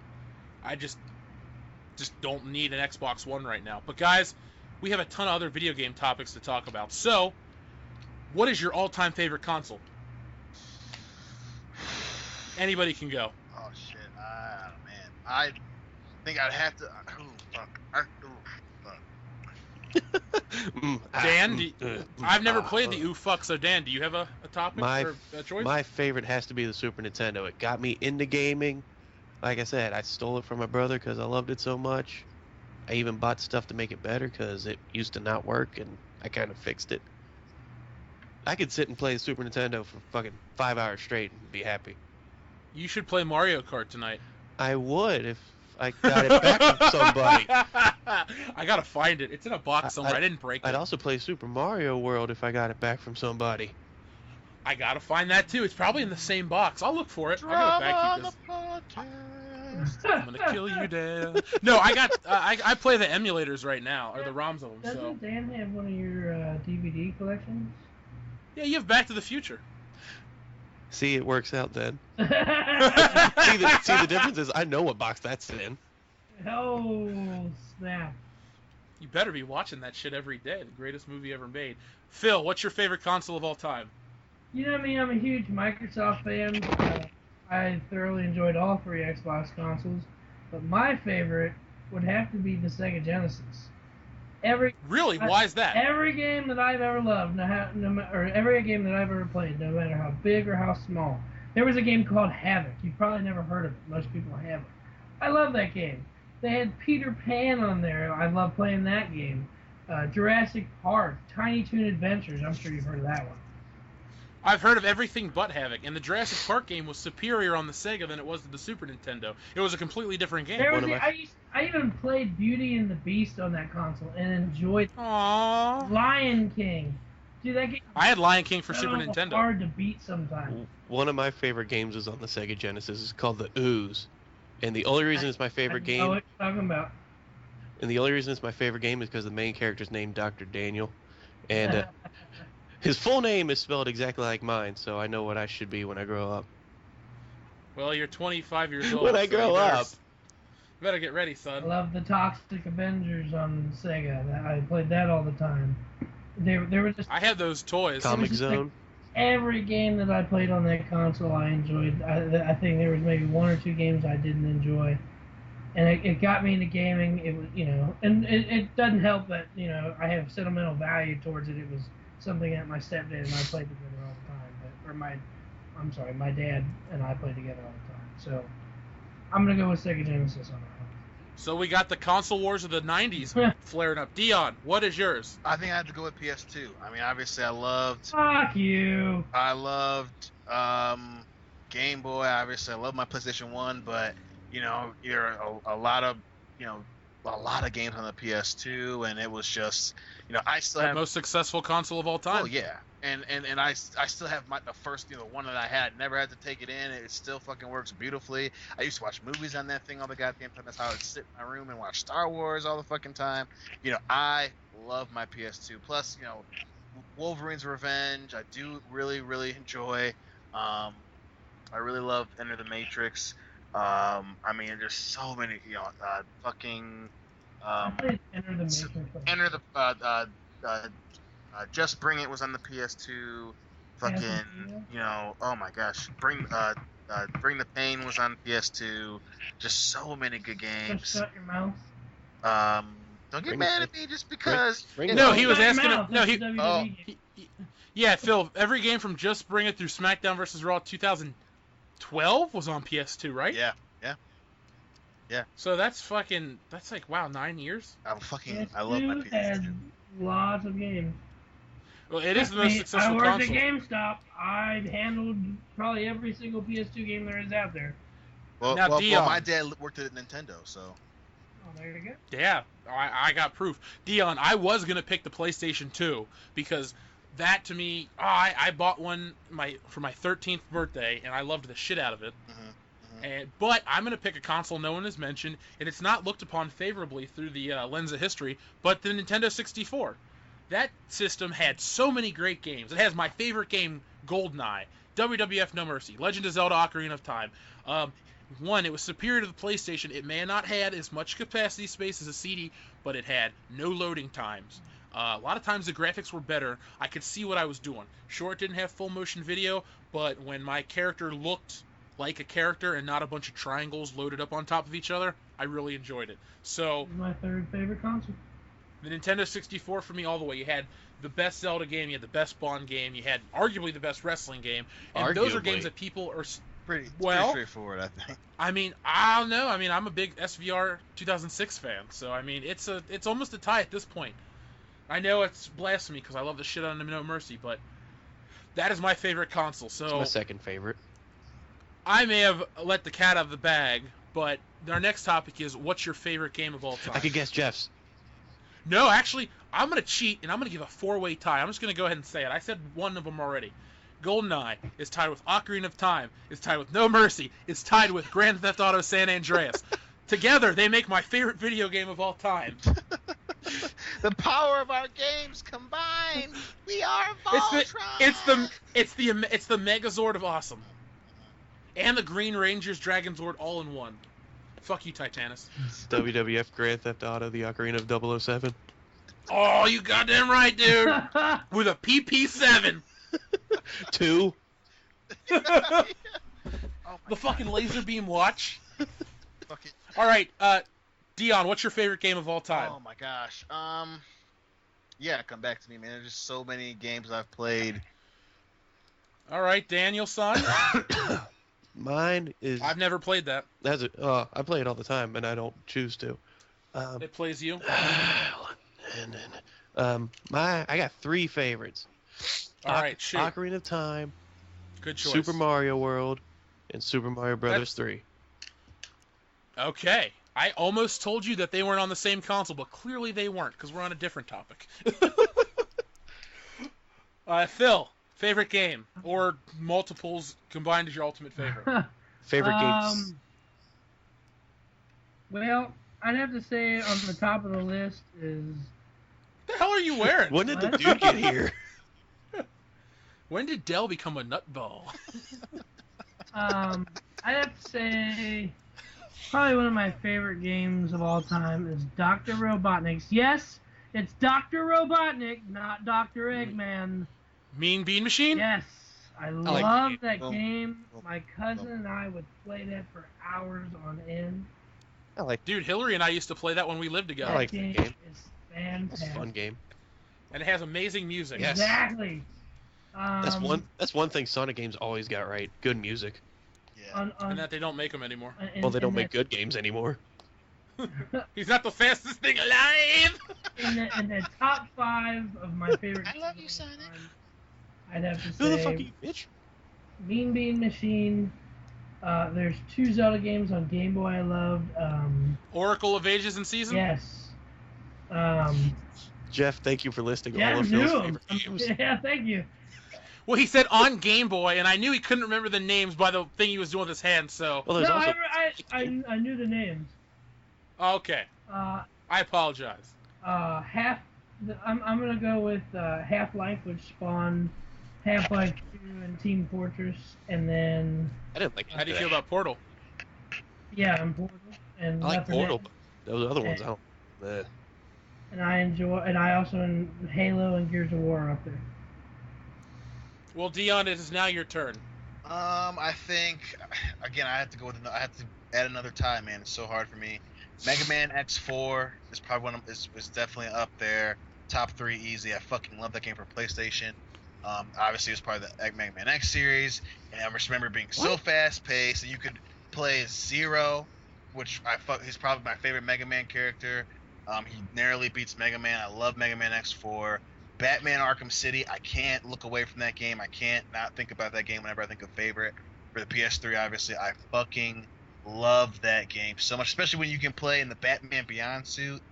Oh my god, I fucking love that game so much. That's a great game. It's I love it It's too. such a great game. That's my favorite Batman game. And then I'd Same here. yeah, I mean those are probably I mean, and I really the one I do enjoy is a one that sneaks up on me is Nitrous Oxide. It was for PlayStation. I fucking love that game. It was kind of I remember, Crystal Method was the soundtrack for it, and That's the name of the game. but yeah, it's not a better game, but I just have a sweet spot in my heart for that. I fucking love Nitrous Oxide. Now that's a racing game, right? Well, it's you're in the tunnel of your little ship and you just shoot giant insects. Oh, okay. Okay. It's fun as That shit. name is not misleading at all. On the topic of No. favorites, here's a good question for you. What is your favorite like low key game, like an indie game or games that probably nobody's ever heard of? A little game called GoldenEye. I mean, no. Because, you know, Sorry. that never didn't heard of it. sell hundreds and thousands of copies. Millions, sir. Millions. Williams, No. Indie game wise, what was I a fan of? Oh, doesn't have shit. to be an indie game. It you know, just be a low key game that even a big name company released. I wasn't always the big blockbuster guy. What was I into? Oh, Yeah, man. You guys go. This is something I'm stuck I think on. I stick with Nitrous Oxide. Outside of the Crystal Method of the soundtrack for it, that was really the biggest thing about the game. People remembered. Yeah, I mean, I really, I think that's probably my favorite little one of the of all the unknown games. That's definitely one of my fucking love Nitrous Oxide. Castle Crashers. That's a fun game. That's my favorite one. That's a good indie game, Dan. I really enjoy that game. I was so pissed because something went wrong with one of my Xbox accounts when I had to send my Red Ring console back, and I lost all my progress. I had probably half the characters at least at maximum level. But Yeah, I'm I gonna do. go ahead, Dan. I don't. I'm too lazy to do that. I'm gonna say my favorite indie game is a little game called Jet Set Radio. That's not that's not indie. indie. And It's a But good game. That was- it was a small release. It wasn't that. No, it wasn't. It was on Dreamcast and yeah, Xbox. that's probably That one was of a the huge biggest Dreamcast games people can bring up. hit. It was called Jet Grind Radio. Yeah. Really? Jet Set Radio Grind. And then there's Jet Set Radio Future. I mean, you said obscure because my obscure game was a popular thing, Aladdin for the Super Nintendo. Yeah. Like how many people played it? But fuck, I loved it. It was the first game I ever beat That's a good choice. because I didn't know actually Jet Set played it Radio not was too long that ago. big. Every time I talk about it with other gamers, people have never heard of it. Well, you're talking with the world class bullshitters, dude. We're up on our stuff. I mean, you got Dan, who's up on asthma medication. Dion, who's an expert on wife beaters. Oh. Me, the master of the polo shirt, and Phil with his glorious long locks of wig. I missed what I was called. What was I called again? Don't worry about it. The master of asthma medicine. Woo! At least I got something. You mastered something, Dan. Damn right. So, what is the shittiest game you've ever bought? Not that you've ever played. You had to have purchased this game blindly. It doesn't even have to be a bad game. It just has to be bad or disappointing. Does it have to be blindly? Because I have the worst game that I've ever played, Okay, fine. What is it? and I'm a huge fan of the Halo series. Halo ODST was garbage. I agree. That was a pretty shitty Oh. game. I didn't even buy it. I would only play that second disc. I I never was played that game. I was incredibly disappointed that I bought that game. I beat it on Legendary mode in 3.5 hours by myself. That game was absolutely terrible. Dan, what about you? I'm glad I didn't pay for ODST. I got it for free. Let's see. Worst game I ever bought. I'm gonna go to Jeff while we're waiting on Dan. All right, I'm gonna pick an obscure one. It's based off an anime that I happen to love, but the game was shit. Lupin the Third. Never heard. I saw there was like a CGI trailer for it before one of the DVDs I bought, and I was like, oh my god, I gotta own this game. So my mom and I were at the mall, and we saw it, and she bought it for me, and it sucked. It was terrible. Bingo, I got mine. What's that? Wing Commander on the Super Nintendo. Ew. Yeah, that I can understand the hatred that spews out of you when you play that motherfucker. That sounds. But any Super looks so Nintendo bad. games that were based on, PC ports of Super Nintendo, or Super Nintendo games of PC ports are always shit. Dan, there's a Alright. rat on your head. Shit. Worst game I ever bought. I'd say it's probably got another time, man. Iron Man 2, and then that game, fucking. I lost years off my life because I knew that was gonna happen. I knew that game was gonna be said by you.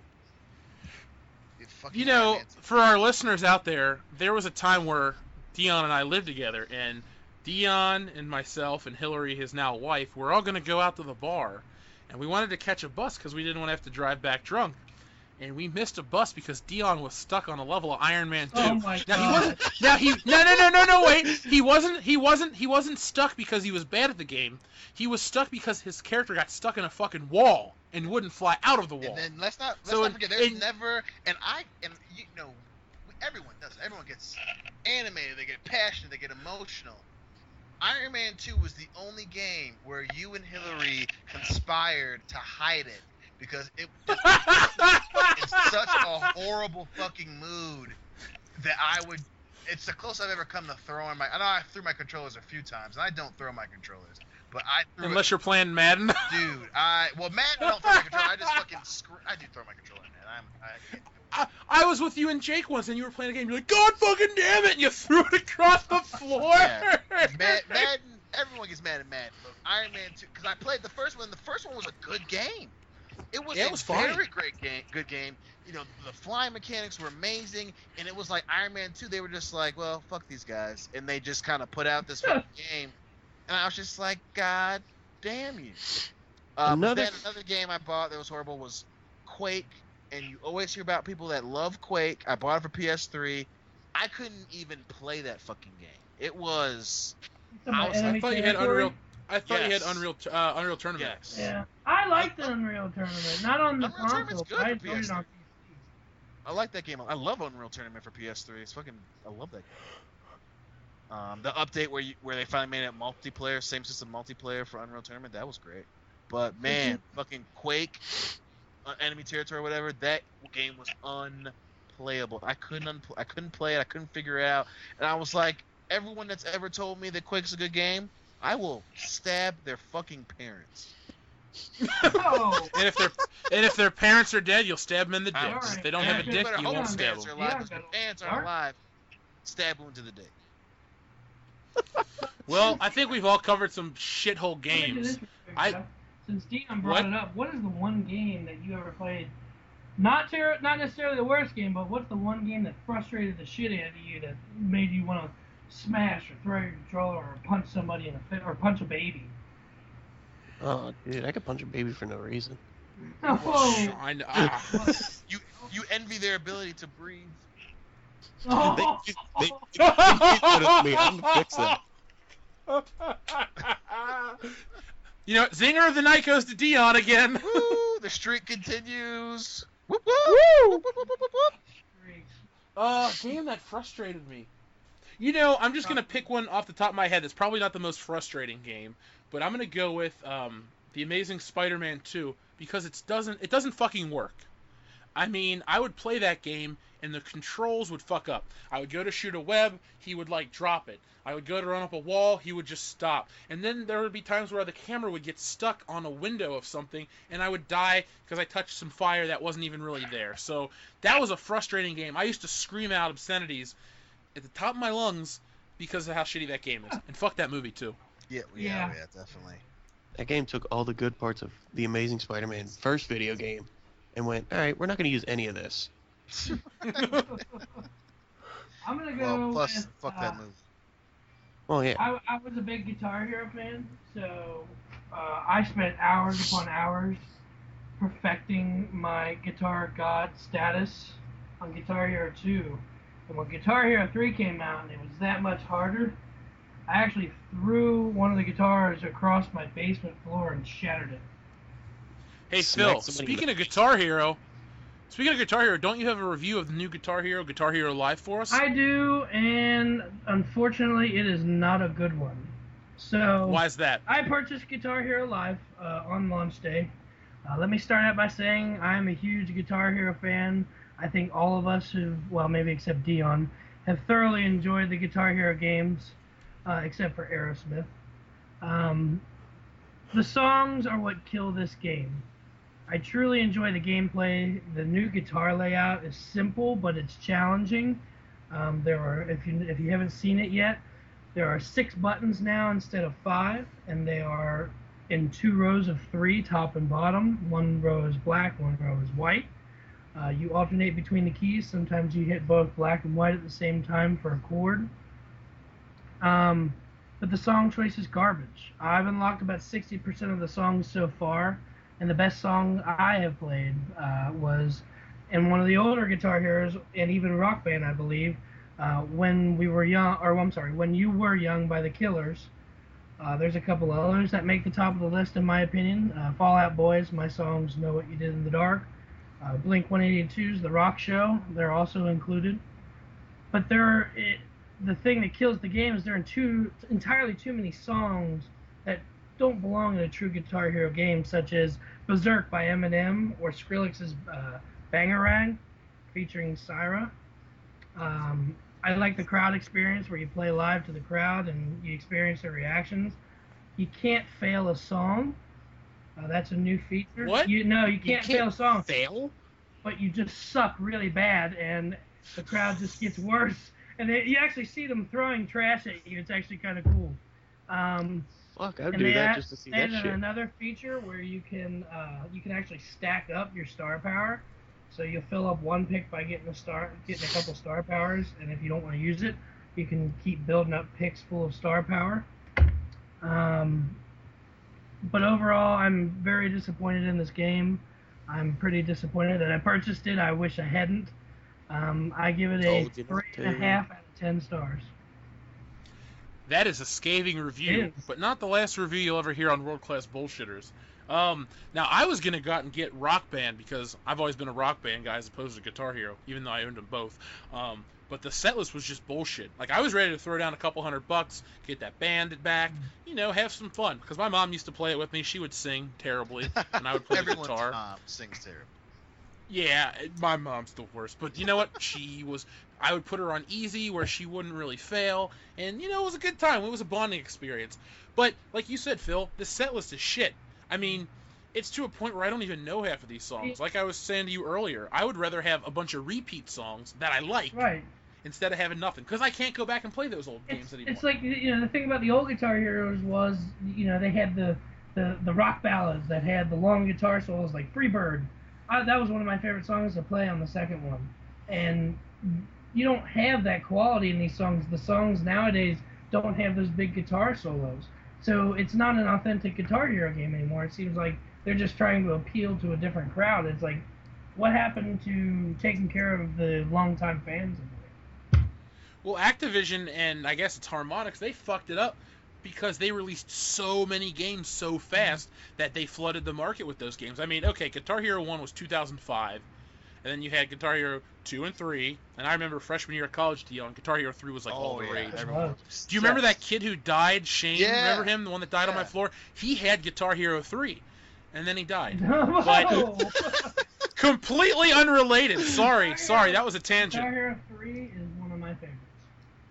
Guitar Hero 3 is an excellent game. The only thing that makes me like it less than World Tour, or 4 as I call it, is because all the games aren't official tracks. Some of them are covers, and I really care if I'm playing a cover as opposed to the real song.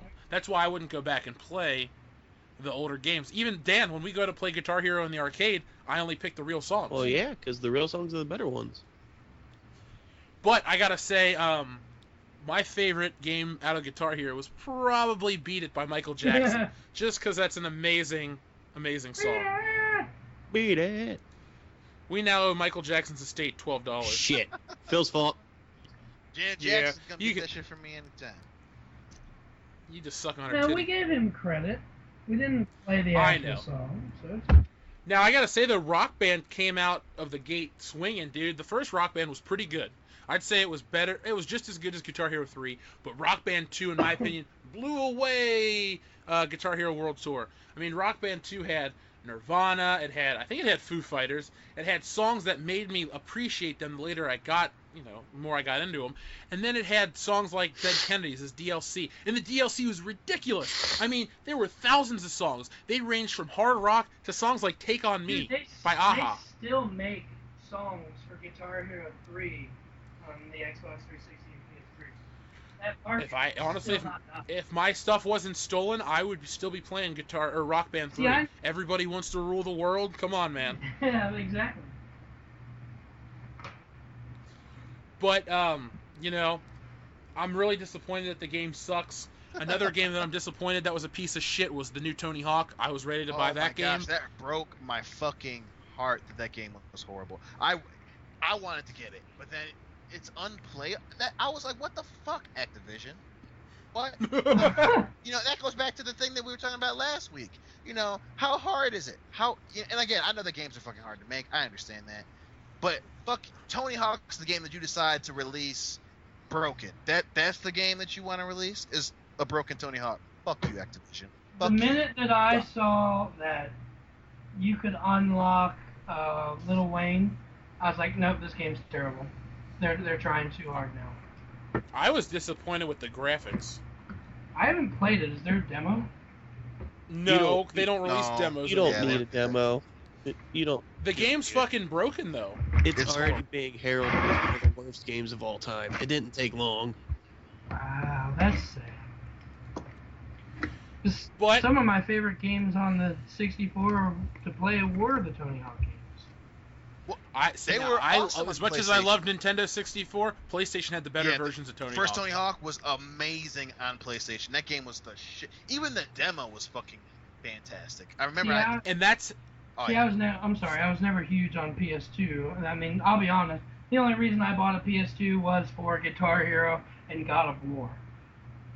There's a very good great reason. franchise. Very good reasons to buy the PS2, especially Yes. God of Oh, I love God of Well, War. I got a PS2 because I wanted to play Grand Theft Auto. And I'll tell this story since it's video game related. My mom went and took me out to buy Vice City when it was brand new, but I really wanted SmackDown Shut Your Mouth. So I returned my brand new copy of Vice City because I had to wait for Christmas to open it. And I got SmackDown Shut Your Mouth. And because the game had The Rock in it, I was able to play it that day. Yeah. But speaking of franchises, what's your favorite gaming franchise overall? Oh man. I think overall I'm gonna have to go with the Batman Arkham franchise. I think I fucking loved. I mean, I played. They did release a demo on the PlayStation Network for Batman Arkham Asylum. I played that. I got so pumped for it. It came out, was not disappointing. I remember they released the trailer for Arkham City. That shit was amazing. I think everyone was so pumped for Arkham City. The game comes out, it bypassed expectations. Arkham Origins, obviously, no one really wanted a prequel, but even that game was really good. I mean, people were kind of shitting on, and I understood that. Why make a prequel when everyone only wants the sequel? But WB Montreal just wanted to get that final Batman Arkham game out for the PlayStation 3. Money. Exactly, it was a money grab, but even that was a really good fucking game. Combat was still good. The storyline was very good. How was, Huh? I wasn't a huge fan of it. Arkham, for me, no one has been able to tell me a game-related reason why that game is bad. It's still Which one? Arkham Origins. I'll tell you, I didn't play it, so I can't tell you either way, but it looks like shit. It was good. The game is way better than what people give it credit for. And then obviously, fucking Arkham Knight. I love that game. Obviously, the broken part for the PC players. Fuck PC players anyway. But the game for me was above expectations. Outside of all the goddamn Batmobile missions that drive me insane, it's still a very good game. I thoroughly enjoy it. I'd have to go with Batman Arkham series. Did you get the Michael Keaton DLC? Not yet, but because I've been playing so much fucking Mad Max, but I'm definitely getting the Batman, the '89 Batman DLC. And apparently they're gonna have Batman Superman DLC as well. I might have to purchase that game from you then, Dan. Yeah. $30. All right, Dan or Phil, favorite franchise? I'm charging Jeff $1 for every minute I played of Arkham Knight. That's how much I enjoyed it. $30. That's a deal I'm willing to take. You didn't like Arkham? But Dan, what's your favorite franchise? Oh, so many good ones. Honestly, because I haven't really been let down by them yet, I'd have to go with Legend of Zelda. Every game in the series is good for different reasons. All of them have great gameplay, bosses galore, dungeons, exploring, all that fun shit. I just wish Wind Waker didn't look the way it did. I was gonna say Wind Waker. I never was that impressed with that game. Now, Dion, coming from a big Zelda guy, Wind Waker is what kind of killed my interest in that franchise. Because I was like, if you would have met me in 1999, all I would have talked about was the new Star Wars movie that was coming out and the Legend of Zelda: Ocarina of Time. You would have been like, dude, do you have anything else going on in your life? I'd be like, no. I'm fucking fire. I'm arrows, 10 years. Dude. I'm 10 years old, dude. Okay. The point is though, Wind Waker comes out, and I don't care if it pisses Nintendo fans off. I think it's ugly. I think it's a stupid-looking game. And then I bought the game, and it's the only Zelda game that I traded in because I hated it. The part after you beat most of the temples and you have to go out into the ocean and look for the pieces of the Triforce, I don't want to go fishing like that. And plus, that part takes for fucking ever. How is that a good idea? How was that a good idea? I legitimately gave up. That's the only Zelda game I ever quit playing. Plus, no one wants to play. But Dan, I respect your choice because Ocarina of Time and Twilight Princess were so excellent. I love Twilight Princess. I think that's the best looking I Zelda heard game. Twilight Princess might get a re-release. It is getting a release. It's got to confirm HD edition. I'll tell you one thing: if the NX is backwards compatible, I'm gonna go back and buy every Wii U game I didn't buy. All of them? Every single one I didn't get that I wanted. I'll get Mario Kart. I'll get Smash Brothers. I'll get all these games because as much as the NX is the Wii U is a console I don't plan on buying ever. Damn it, the first party games are like the best versions of every one. You know, that Mario Kart is awesome. That is the best Super Smash Brothers game. I love the new Super Mario Brothers U. Mario Maker.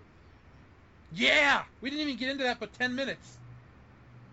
That game was fucking crazy. Phil, I love that game. Phil, what's your favorite franchise? Can you hear me? Yeah. Oh, okay. Well, I was just saying, I've been talking this whole time and nobody's been responding. We didn't hear you until you just said, "Can you hear me?" Okay. I'm gonna go with Gears of War. I love the Gears of War series. Same here, I man. would say Gears of War, but Judgment came out. Honestly, I've never played Judgment, and I will not because I don't want it to ruin the series for me. I played Judgment, and I beat the story in an hour and a half, and I went, so that was a thing? And then I immediately turned the game off and went back to Gears of War 2. See, and that's the thing, and Jeff knows how against sequels I am. I think sequels kill everything from movies to video games. Hell, it even kills books. I think read the wrong books. Well, some book series. Judgment. I'm so disappointed they're making a fourth Gears of War. The story ended. The story ended. They killed the Locust. They just, they gotta let it end. Nope, money. Hey, Phil, you know how you feel about the ending of Gears of War is how I feel about Return of the Jedi. They shouldn't have made a seventh movie. Well, there you go. There you go. I'm just saying, now you know how I feel. Anyway, sorry, back to Gears of War. Fucking dicks, asshole. The gameplay was fantastic. It kept you on the edge of your seat. The fact that you could go through it with a friend, and then when they got to Gears 3, maybe even Gears 2, you could bring 4 friends into it. I haven't played Gears 2 in forever. 2, I think you can. It's 4. That was my favorite of the series. Oh, the giant Gears of War mission. 2 was amazing. I love that The- fucking game. I'm the mission still planning inside to get an the worm. Xbox 360 just to get. That's it, Dan. You used to play it with me when you'd come over. That'd be the only Xbox game besides wrestling you'd Yeah, play. I fucking love Gears of War. And then even when Garrett and I lived in the dorm together, we played Gears of War for fucking hours. And then There was nothing like that on PlayStation. no way, it was by far, especially at that time, it was definitely the best shooter, I think, for either Xbox, PlayStation 3 or Xbox 360. It's a great fucking game, and you can, I mean, you can either go through the story, you can do the fucking horde, I love Gears of War. I'm still gonna get an Xbox 360. Horde. Yeah. Horde mode was great. You sound like Joel. Joel would invite me over to play video games. I'm like, what are we playing? He's like, Horde.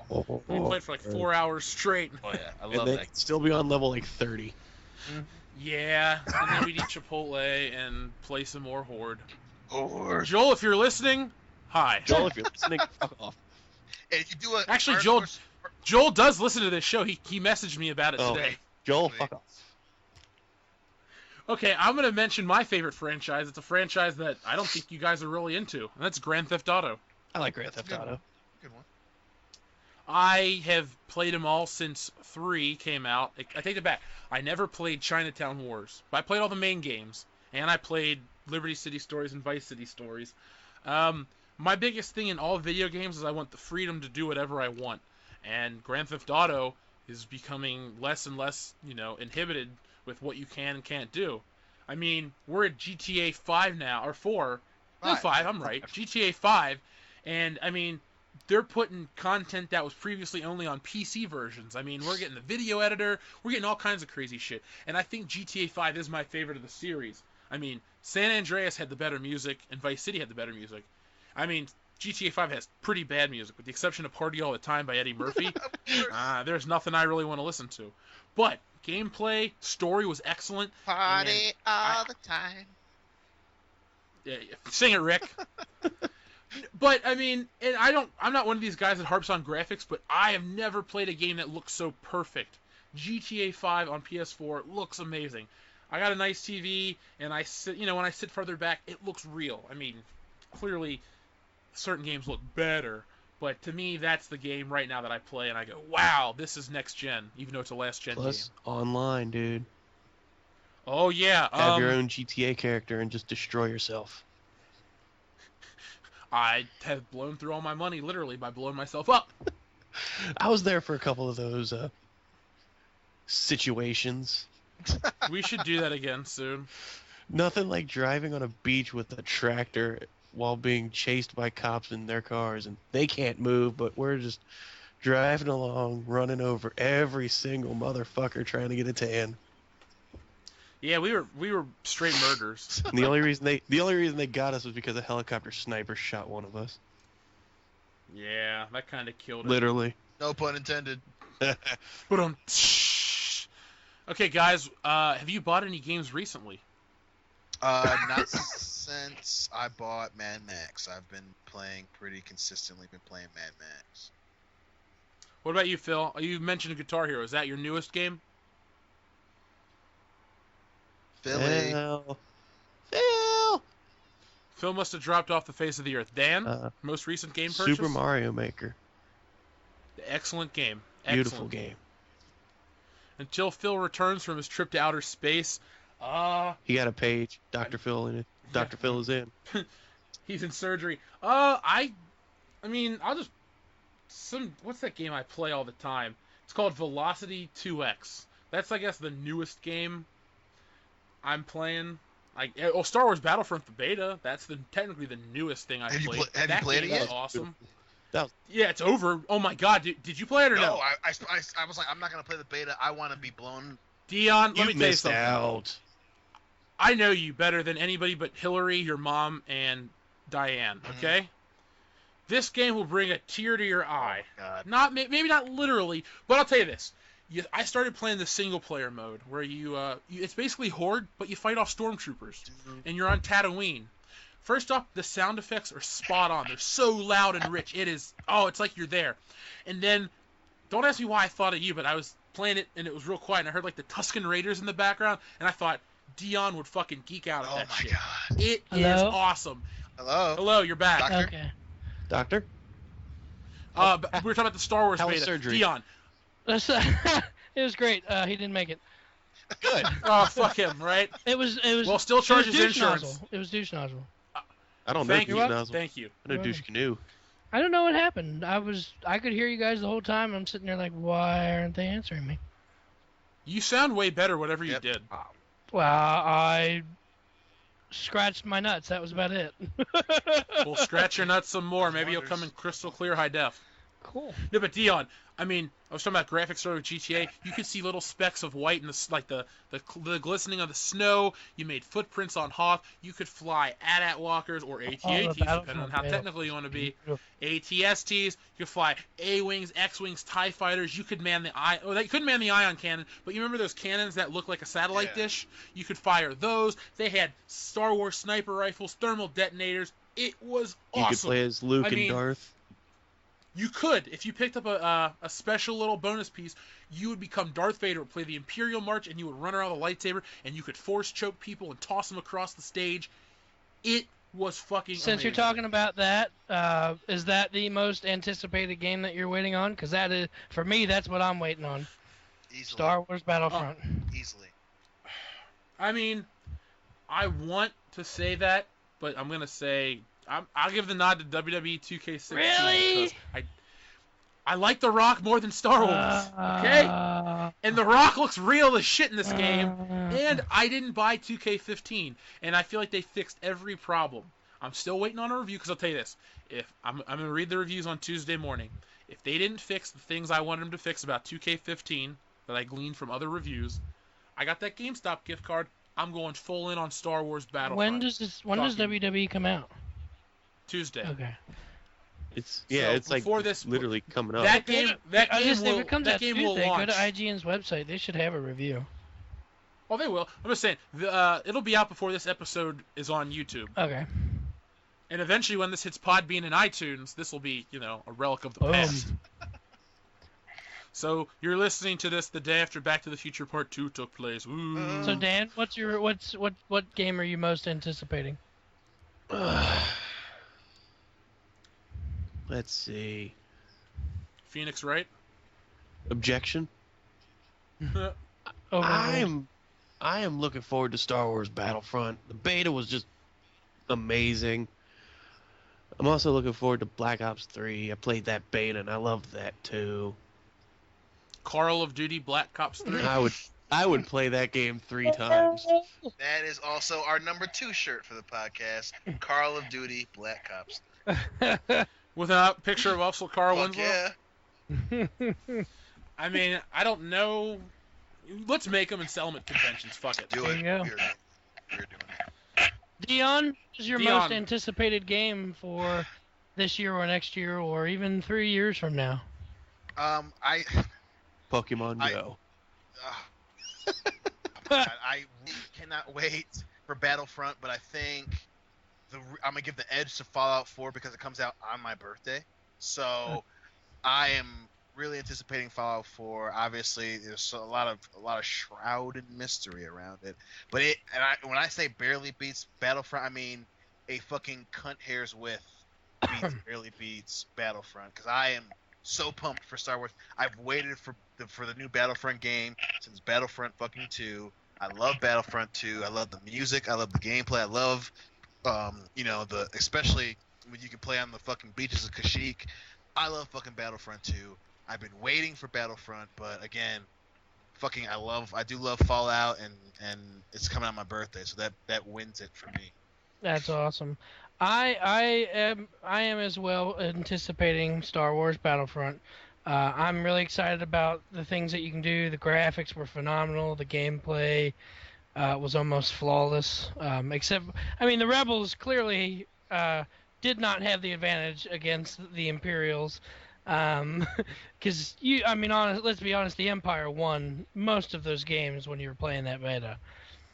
But one of the things I really hope that they bring to the game that they didn't talk about, and this is a shout out to my cousin Tyler because he really wants this too, a hero versus hero mode where every character, I mean, it could be just like an 8-man game or something, but it's just heroes fighting heroes. That's just an idea that my cousin and I would really hope they. Well, bring they had in. that for Battlefront 2. It was heroes versus villains. Right. Yeah, he mentioned that, and that was something that I'd really like to see in the new game. But honestly, the big game that I'm anticipating comes out in the spring. I'm anticipating the release of Doom. Oh, that's right. I forgot about the re-release. Yep. The new Doom looks phenomenal. They had that demo at E3, and I'm all over that. I've already paid off my copy. Damn. Yeah, that's how. I don't pre-order about that game. Well, shit. Gaming is exciting. It's a big part of who some of us are. We've all, that's a big part of all our childhoods. Exactly. It's a generational thing too. I mean, our parents' generation, it didn't exist. And then you have my cousin who's in his 40s now, but he grew up with Atari and NES, so he still plays his games. And then you got an old man like Joel who, he's still playing too. Fucking Joel. I got a question. That'll be yeah. Since kind of going off that, most anticipated, what is the game that didn't happen that you were excited for that broke your heart? That did Daredevil. No, all joking aside, there was a Daredevil game they used to advertise for in all the old Marvel comics in about 2003, and it looked amazing, but it never came out. But that's not my answer. My real answer is the GoldenEye remake that they were supposed to do in about 2006 for the Xbox 360. There's actually pictures of it online. You can go look it up, but Nintendo claimed copyright, Yeah, they pulled the rights. and then they had to cancel it. So they made that bullshit GoldenEye Reloaded, which you own, Dion. Yep. But my answer is for real, GoldenEye, the remake. It had Pierce Brosnan back. I was so excited. Dan? I honestly don't know. I got nothing on this. I got one. I'm gonna go. I don't know. Have you ever heard of the game called PsyOps: The Mindgate Conspiracy? Yeah. Nope. Yes. Yeah. I really enjoyed that game, and then they left the game on a pretty big cliffhanger, and then never even announced a sequel. They're just like, you'll never know. I enjoyed that game, and I really wish they made a sequel of that game. Yeah. I mean, that makes sense. I never played the first one, but I think I'd have to go with Star Wars 1313, man. That fucking game, that game was gonna be the tits, especially the rumor that it was gonna be a young Boba Fett, and then they showed the fucking scene where the bounty hunter ship is falling down on Coruscant, and he fucking jumps from one ship to the next. I mean, it looked fantastic, and then they just LucasArts just we don't feel like doing this anymore, and then officially when Disney bought Star Wars and LucasArts closed, they just canceled all project on it. I was just like, God damn it. I agree with you, Dion. I can't believe that's like one game that I was incredibly shocked. I didn't even think of that until you said it. That was one game that I was incredibly shocked that they canceled because it had so much hype behind it. It was so people were talking about that game when it was just in pre-production. I was just like, damn. And all they had was concept art, and people were like, oh, this looks awesome. They literally had like 2 test levels for it, and it looked amazing. And the fucking, I remember they showed where it was the bounty hunter and Boba Fett. I'll just say it's Boba Fett shooting stormtroopers, and they showed the armor burns from the blasters when you would shoot them. Headshots were going to be a thing apparently in the game. Oh man, that breaks my heart every time I think about it. I wouldn't say, hypothetical. I say it could, this is a big if. I say it could come out next year or be mentioned next year after the Battlefront, because I bet you that this Battlefront game has been in production a little. Well, it's been closer to completion longer. Right. And I bet you they don't want to kill the hype. I bet somewhere someone's still working on that game because it was too big. Because it's a guaranteed success. I don't think LucasArts or EA or anyone well, LucasArts is gone, but I don't think Disney would let that kind of money just be flushed down. I mean, the I've fucking never toilet. read anything that they said it's officially canceled, but when LucasArts closed, I guess everybody just assumed, because they were manning the project full steam ahead, and I would hope that you're right, Jeff. I would really hope that that's not one that they would cancel. Maybe it was kind of pushed aside for a different project, maybe, and it's just something planned for the future. And if it is, I mean, they're not going to talk about it now because people might go, "Oh, forget Battlefront. I'll just wait for 1313." You know. Oh yeah. So you don't want to. They don't want to ruin that. So I think that 1313 could come out for Rogue One or Episode 8. Who knows? I mean. And from what I read, they have a lot of DLC planned for Battlefront, so maybe that's part of the reason behind it too. They don't want to kill the sales of the DLC. Yeah, the $50 DLC. Real quick before we end our video game segment, are you happy with the way video games are right now? Because personally, I'm not. Fuck $50 DLC. Fuck day one patches. Fuck non-split screen co-op and all that fun shit. I mean, some of the most fun I ever had with you, Dion, but that wasn't drinking related, was when we would sit down to play games together. Right. Nowadays, we can't even play games in the same fucking room together. I'm definitely not. I guess the best that I can when people talk about the gaming industry and people are trying to say that there's going to be another game crash. That's not going to happen. But I'm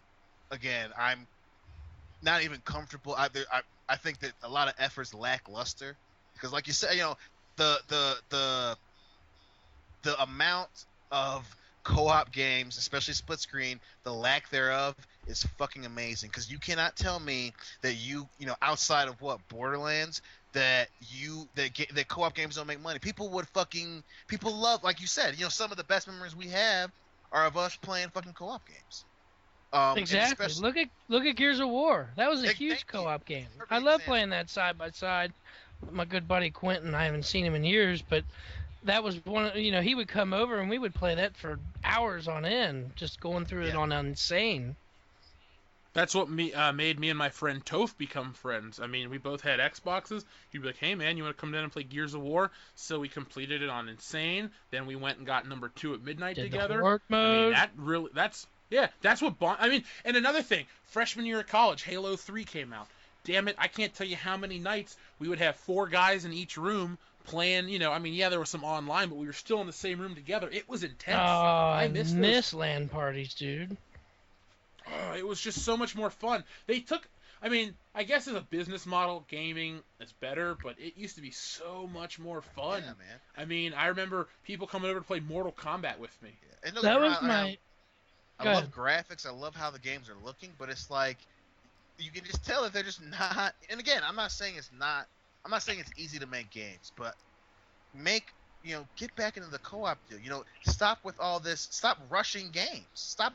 Oh well, we have to. You don't have to do fucking shit. You don't have to release a game if it's not finished. The backlash you get, the little backlash you get from pushing a release compared to the backlash you get when you release an unfinished game, there should be no fucking comparison. Stop half-assing video games. Look at Batman Arkham Knight on PC. Thank you. I love that game, but they did so much damage instead of just saying, and they already had pushed it back, but you should have pushed it back further. I agree, Dion. In my opinion, that's the best thing that any developer can do for a game or a franchise is push it back. Everybody bitches and they get pissed off. Yeah, I'm gonna get mad, but at the same time, I'm happy because that means there's something wrong and they're fixing it. Exactly. So, Dan, you're quiet. What do you got to say on the subject? Are you alive? I'm good. All right, he's still with us. Dan, thank God. Really? So good. Thank God? Well, guys, Are we gonna thank God for? Guys, I think we completed a second episode successfully. What would you guys say? I think so. The nicest part is I don't have much editing to do because we stayed on topic the whole time. Can we do one more thing? I'm not in a rush, so if you got something to add. Worst video game console you ever bought or owned? Ooh, Navy SEALs. That was loud. Worst console I ever owned? Yes.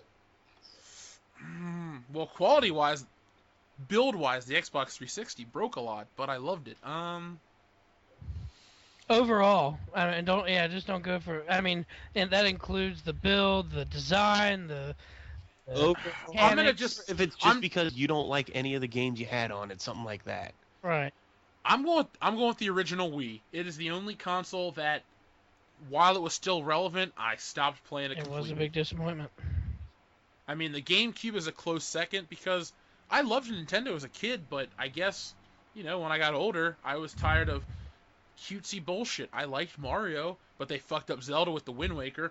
And I mean, stuff like Grand Theft Auto and wrestling games just appealed to me more. And then, you had your Guitar Heroes, which was not on Nintendo during that generation. Did you play Sunshine? So, nope, did not look appealing to me.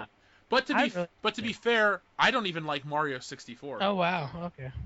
Damn. I'm a 2D Mario guy. Like, Mario World's my favorite. I love Mario Brothers 3, New Super Mario Brothers, New Super Mario Brothers U. Those are all, to me, side-scrolling Mario games are where it's at, and that's what I want to play in a Dude, Mario. that's one of my most memorable video game moments. Is I got Super Mario Brothers for the Wii, the new one, New Super Mario Brothers, on Christmas. And me, my sister, my brother-in-law, and my mom, we all sat down. We played that Super Mario Brothers on the Wii for, 4 hours. And my mom doesn't Wow. like video games. They make her dizzy. I just love the little additive at the back end of They that. make me dizzy. My mom doesn't like video games. They make her dizzy. And she My sat mom there can't and even played get Mario. off the first level of Mario. Oh wow. Yeah, she's terrible at them. My mom tries to play video games. She plays her little casino games, but Yeah. How come everybody's mom plays like casino games? I never understood that. My mom does not play casino games. She sits on her computer and plays what's that one? Solitaire. Sudoku? Candy something. Candy Crush. Candy Crush? Candy Crush? Yep. She plays that and Super The other Pet old Shop. people game. Right, the old people games on Facebook. Well, guys, D- what are your console answers? Dion, what's your least favorite console you ever got? I think I'd have to second Jeff on the Wii because I love all the because I didn't own a bunch of consoles, but the Wii, I bought it for Hillary, and I was there. yeah, and I do love. I'm so glad that you guys got me into Smash Bros. You and Hillary, Jeff, but all the games, the reason and the system's fine, but the fucking games are just garbage. I mean, Do you have a all- Wii U, Dion? I don't have a Wii. You guys have the original Wii. Okay. I was just saying, 'cause I'm- the new Smash Brothers is awesome. That's the main It's the reason we're best gonna get a one. Wii U is for Smash Brothers because I Smash Brothers and Mario Kart. Yeah. Devil. Hell yeah. I don't And want to buy Mario Maker. the The new Mario Mario Maker. Party. The new Mario Party broke my heart. No one has liked it, and I'm just like, God damn. I love the old Mario You- parties because I was a kid. They're but- fun. They're fun, but- especially when you turn them into dream games. They stopped being good after, I'd say, 5 or 6. Really. Dion hated the Wii because Hillary would always get together with everyone and say, let's play some Wii. And Dion would be like, ugh. And then last time I went, My Wii. and then the last time I went to visit, it was my favorite experience ever. I think the baby went to bed, and we were staying up drinking beer and eating pizza, and then Hillary's like, hey, let's play Mario Golf. Yeah. And you were so pissed off, dude. It was so funny. Oh, that was 64. That was 64. But No, but I thought you had it on the virtual console. no, I think we played the 64 version, but we played it with Yeah, on the Wii, the virtual console version. was it? Because you guys don't have a Nintendo 64. We have one, but I think it's broken. Oh, because I just remember playing on the virtual Need console. another one? 'Cause I think we somebody did was- play the virtual console. Yep. Somebody was switching off controllers or something, and you're like, what the fuck is this? And you just didn't even give a shit to try to figure out that, like, little bar or whatever. Oh, that game was And just Hillary so beat us frustrating. both. I'm just like, of all the games we could play together. Yeah, I mean, we could have played 2K14. We could have played anything else. Iron Man 2. Oh God. It's just like anything else. Hell, I would have played, like, Madden 05. I do enjoy Madden 05. That was good for the PS2. I had it for the original Xbox. I got it for $3. Yep. Ray Lewis was on the cover. I love Is he still football, but I can't stand Madden. But it's something about Madden that you have to play it every once in a while. Yeah, it's that addictive quality of No. it, man. No. Well, except Hey for- Dion, do you have the new one? I know I haven't yet. Because I bought 16 like a month or two for I got it for like $25. And I'm probably still gonna end up getting 16, mainly for the roster. But I'm in no rush to get that game. I'm just gonna get a used copy anyway.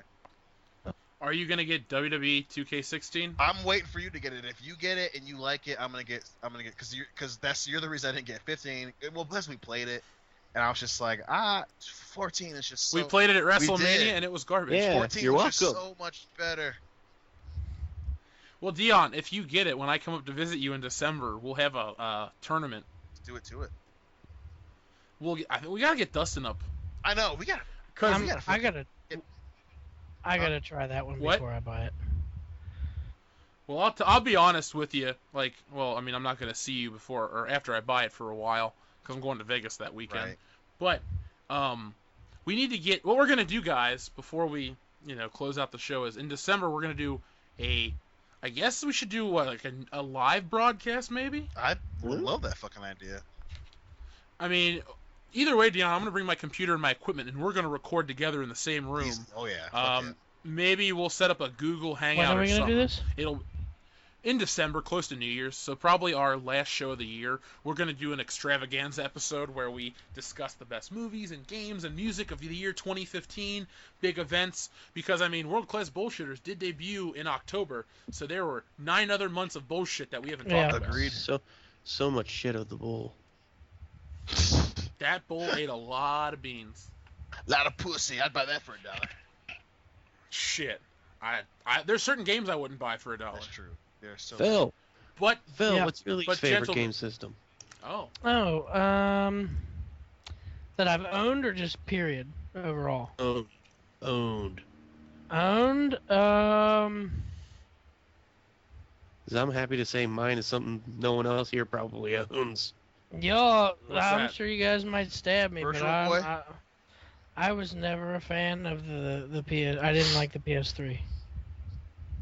I wasn't a fan of it. I own one. The only let's see, what was the only reason I bought the PS3 because it had a Blu-ray drive. That's what it was. I could buy a Blu-ray drive for $275, or I could buy a PS3 for $350. So I bought a PS3 instead. I'll give you that the multi-plats were always better on the Xbox 360 because it was the easier system to develop for. But I gotta say, through the lens of time, the PS3 had so much more to offer in terms of like file format. PlayStation Plus is way better than Xbox Live. And I'll agree with you on that I've had stuff. both. I just, it just, to me, it wasn't a console that I enjoyed. I just didn't, I couldn't get over it. And I'll tell you what, I went to, I was totally against PlayStation 3, and I went to Best Buy, and this guy was like, "Hey, have you played the PlayStation 3 yet?" I was like, "No, I haven't. I probably won't." And he's like, "Come here," and he put in Heavenly Sword. And I sat there for 5.5 hours and played Heavenly Sword on the PS3 inside of a Best Buy. And I was like, I gotta get this console. Yeah, but what about? But it? it's- Well, now I know how to get you but to it's buy still- shit. Like that. I thought it was I didn't like the design of it. I thought it was bulky. I actually had I had to replace mine 3 times. I had to call Sony. One time I actually had to buy a new console because it was out of warranty. I had it for 4 years, and it's some people, and like I said, there's problems with Sony. The problems with the PS3 were rare, but the problems with the 360 were out there, and Jeff had a lot of those problems. I didn't, but I had those problems with the PS3, so that was why one of the reasons I didn't like it. I mean, I actually had 2 of them on me that died. Sony replaced one. And then by the time it died the second time, it was out of warranty. So I had to completely purchase a new one, and that was when I bought my Slimline. I had the original 20 gig PS3. I liked it, but since it didn't have Wi-Fi, I didn't do much with the console besides watch movies on Yeah. it. And then once I got this new slim PS3, oh man, like I said, PlayStation Plus, the DLC games and all that Mhm. shit. The downloadable games are awesome. I mean, DuckTales, Arkham City and Arkham Asylum were free games. I mean, just the quality of games you get is amazing. But that's cool. Now, Dion, what system did you pick? The Wii. Okay. Now, Dan, what was yours? It saddened me that somebody said it because, yeah, my worst system I ever owned was a Virtual Boy. I knew it the minute you said that. No one, I remember fucking playing that in Toys R Us and I remember being, God, this. Now, what was? Sucks. Why don't I remember the Virtual Boy? Because nobody remembers the Virtual Google Boy. It was horrible. Was that Nintendo? Yeah, Yeah. it was a set of goggles that you put up to your face. The screen was red and black, like the regular Yeah. Game Boy was yellow and black. This one was red and black. They had 12 games before the system got canceled. The controller had a control pad on both sides, and then A and B on one side, and then L and R buttons and all that shit. None of the games were not all terrible, but none of them were memorable. I had Mario Tennis and Telro Boxer, and I remember sitting at my Still grandma's own house. it? I wish I could find it because I would gladly pull it out right now just so I could I see, show 'cause you what it I'm- looked like before I could throw it out a window. Because I What? googled it, and immediately as I pulled it up, it popped up eBay. They're going for the lowest I see is $699.99. I'm gonna clean out my closet later. Yeah, you might want to clean out your closet. But I had those two games, which is literally like 20% of the library since only 12 or 13 games got released. Mario Tennis was boring as shit because there was no special gimmicks to it. It was just back and forth tennis. Telro Boxer didn't work because one of your character's hands never moved, so every time you punched, he'd punch you 5 times before you could connect with one. It was just bad. It was a horrible system. And it was also the last thing Nintendo trusted the guy who created the Game Boy to do before they fired him. And then he died. And he Couldn't died. pay you coin. Then he died, so there was a happy ending for everybody. With Nintendo, you get one chance to fuck up, and then they kill you. Well, Now- and that one chance costs you a couple $100 million, you know. That's a pretty big fuck up. The fucking Virtual Boy. Oh my gosh. And that headset was heavy as shit. It was on a stand. You just had to like. It was look at marketed as a portable system, but they gave you a stand because, you know, nobody wants to walk around with that shit on your fucking head. I used to see it at Media Play as a kid, and I'd want to use it. My mom's like, "Don't put your face in there. Dirty people put their face in there." So one day I went to a Blockbuster and said, "Fuck it," and I played it anyway. I just remember. And it I remember sucked. I went to fucking Toys R Us one time, and it was the tank. What was it called? Like Tank Wars or whatever. And I had to get on my tippy toes just to get into the fucking Virtual Boy. And then I just remember I remember my mom and my dad walked by, and they were just like, "Well, what do you think about it?" And my only response was, "I have a headache." And that was all I said. That was my That was review the of general response for the Virtual Boy. I have a headache. Now we talked about worst consoles that we own. I feel that the worst console that I've ever played or was ever conceived, I hated the Dreamcast. Oh, you just got us about 50 dislikes. I disliked that console. I like I the didn't like console. I don't like the controller. I was gonna say that was the biggest thing about the console that I disliked was the controller. I don't mind the console. The console was good. It had some good games on it, but the controller was just fucking unnecessarily huge. It was lopsided too. I just remember being like, Like the Xbox Duke. Yeah. "What the fuck?" The Xbox. Yeah, the first Xbox controller was called And it the was Duke, terrible. and it was a piece of shit. I didn't know that. I'm trying to think of the worst console ever. CDI. Oh. Oof, yeah. Damn, I've never even played that. That looks like shit. But it seemed like a cool concept. And it failed. They just fucked it up. CDI gets to I'll be the go worst with- just because of what they did to the Nintendo licenses. Oh god, fucking Mario. Mario Hotel. Hotel and 3 Zelda games that nobody ever wants to fucking see again. The Wand of My Gamelon. boy. Excuse me. Wait, that's from the TV show. Shit. Yeah. Excuse me, princess. It's all bullshit. So there's They- all actually a list online that was voted by people of the 10 worst video game consoles of Robots? all time. All right, Dr. Phil, read them Number up for us. 10 was the Virtual Boy, U.S. Yeah. launch 1995 at $179.99. I don't think we paid that much. Wait a minute, that's an advertisement. Oh, the second Good console. game.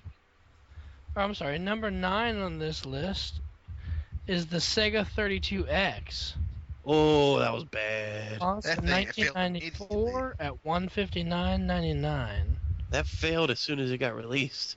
Mm-hmm. It did. They barely. It has as many games on it as the Virtual Boy. Yeah. It's showing a picture of a Sonic game that I've never seen before. But anyway, What is it? it says the best game on it was Knuckles Chaotix. Oh yeah, that was a decent game. All right, number 8 was the 3Do Interactive Multiplayer released. 3D. 3D. 3D. See, I've never heard of it. I didn't know. Released in 1993 by Panasonic, launched at $699.99. People bought it. Every kid had one in my Jesus neighborhood. Christ. I paid for that with cash. Number 7 was the Jaguar, launched in 1993 by Atari. That's how you killed. What was it? That's was what their killed- ad? Do the Yeah, math. that's what it was. They were talking so much shit about Nintendo, and it's like, do you They were know what you're doing right now? They were the first 64-bit console, and that Nintendo was just like run the It does numbers. what Nintendo don't. That was Sega, Atari does nothing because it was terrible. owned by Infogrames. It launched at $249.99, and the main reason they listed that it sucks is because they bashed the shit out of Nintendo and Sega Genesis, Yep. Yeah, we see where that went. and everybody Jaguar. loved those consoles, so it failed. Oh yeah. The 6th worst console of all time would be the N-Gage, launched in 2003 by Nokia, That was a listed piece at of shit. $299.99. My friend had one of those. That shit was Had- weird. 2 days after he got it, he sold it back. You had to unscrew the games, the battery to get The out best the game games. listed for that console was called Pocket Kingdom. Play Pocket Kingdom every night. Pokemon.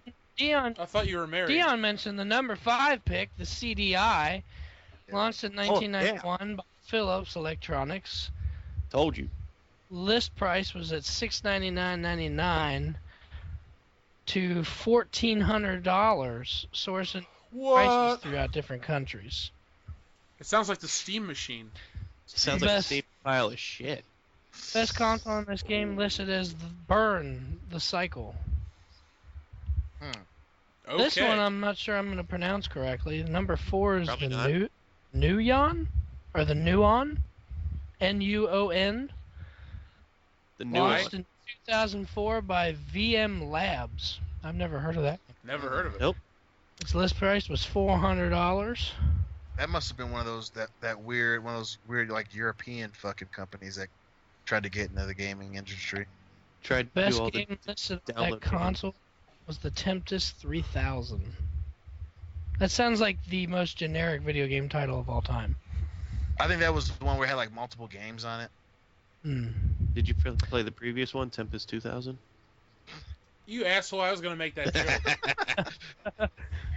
The number 3 worst video game console of all time was the R-Zone, launched in 1995 by Tiger Electronics. I had one of Oh, those. That's a $30. cheap. That's a poor man's Virtual Boy. That's how sad that is. Its main advertisement was a Star Wars game, Jedi Adventures. It But was the shit. but the best game on the console is listed as Knights. Never heard of Well, it's about knights. it. The night man. Not like this. I wish. Day, man. Oh, the night. Oh. Oh. Number 2 is listed as Studio 2, or Studio II, launched in 1977 by RCA. Listed at $150. Don't say number 1. Any guesses? By the way, the best game on that console was a tie between Gunfighter and Moonship Battle. Ooh, sexy. They just don't make them like they used to. Any guesses on number 1? And gotta no, be number Saturn. 1 is not. Oh shit. Number gotta be 1 is Saturn. not. I've never heard of all. What's that? Gotta be the I can't think. I mean, I want to say Wii U, but that's not a bad console. I don't know. Sad. I got to guess. Sega CD. No, wait. It's either Sega Whoa, CD. It's not the Studio 1. Atari 5200, I don't think any of you will get it. or the Apple Pippin. Is it the Odyssey? Oh, dude, the Apple Pippin is a piece of shit. Is it the Odyssey 2? Or I almost said the Honda Odyssey. That's a car. That's Worst terrible. game system I've ever bought. The bag-in-a-box Odyssey. Why I gotta pay Its insurance? worst game on the Honda Odyssey is gas. What? Or trips to mom's house. Aww. After Dad died, things just aren't the same anymore. Whoa. Third dead joke. Damn. Things just ain't the same. All Alright, right, what is it, Phil? The number one worst console of all time was the Action Max, launched Oh. in 1987. Give me a second. I'm having technical difficulties. One. I thought that was like the Action 52. Ugh. The Action Max Cheetah Boys. launched in 1987 by the culprits. The console producer was Worlds of Wonder. It was $100, and it looked like a old radio, and it has what looks like a Nintendo zapper with it. Oh, I know what that thing is. I saw an Angry Video is Game. that the one Nerd, that's got the triangle episode. game discs in it? And I think it had It's like not a showing paint the game or something. cartridges. It's giving me this. This page is giving me all kinds of hell. The most popular game on it was called Sonic Fury. It was a And it's not the it Hedgehog. was a shooting game.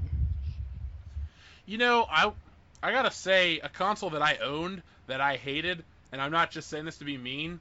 I had a Sega Genesis as a kid. Like, I got one a little later, and I did not like it. And we just lost 20 viewers. Hey, you're shitting on the Dreamcast. Yeah. I didn't say it sucked. You opened I also that had a door, Game Boy motherfucker. Color, and I didn't like that either. You didn't like Game Boy Color? Nope, I liked Game Boy Advance. Oh, I see the I like Action Max. You Googled it? Yeah. Ugh. Right? It's terrible. It looks like a fucking two-way radio. It looks retarded. It's got a red button that came with it, a zapper, and a headset. Yeah. So you know you could play Top Gun. Ooh. Are there any peripherals that you guys want to talk about before we close this episode's butthole up tight? Fuck the Kinect. Fuck the Kinect? I Yeah. agree. Shitty fucking concept. And that was one of Dion. the reasons. Sorry, go ahead. No, go ahead, man. It was just a joke. I mean, you can Fuck shut No, up. we'll tell the joke. Well, Fuck now motion- there's too motion much control. anticipation. It's not funny anymore. I'm sorry, Dion. I was gonna say that was one of the reasons I hated the Wii was motion gaming. I thought that I hate was motion controls. Period. All motion controls. I love Twilight Princess, but I liked playing it on the Wii better because you could use a damn controller. You GameCube. weren't sitting there swiping through the air with a The stick and a GameCube. ball in your hand. The GameCube, not the Wii. Swiper, no What did I swiping. say? You said the Wii, which is the exact thing you hated. Oh yeah, well you know what I meant.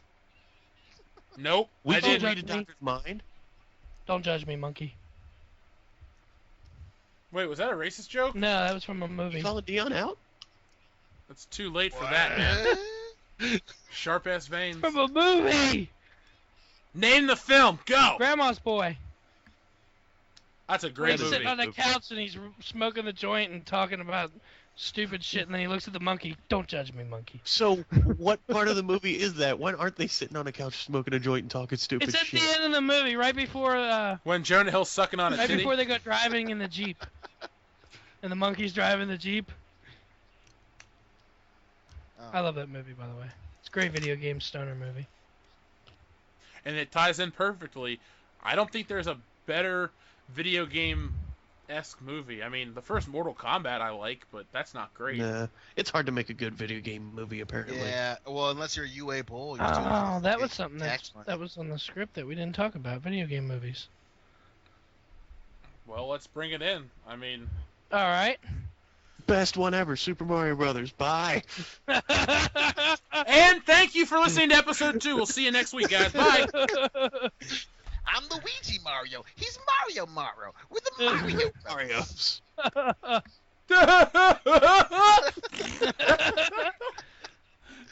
That movie, I saw it in theaters, Oh dude. God, Okay? It was poor terrible. bastard. I Worst- watched that.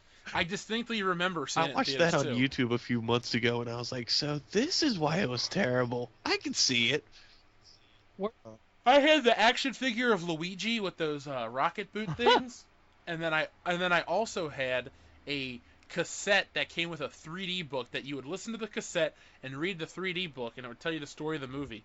And I actually enjoyed that. I can only do one of those two things at a time. You don't even know how to read. Sixth grade, man. Sixth grade level. I qualified.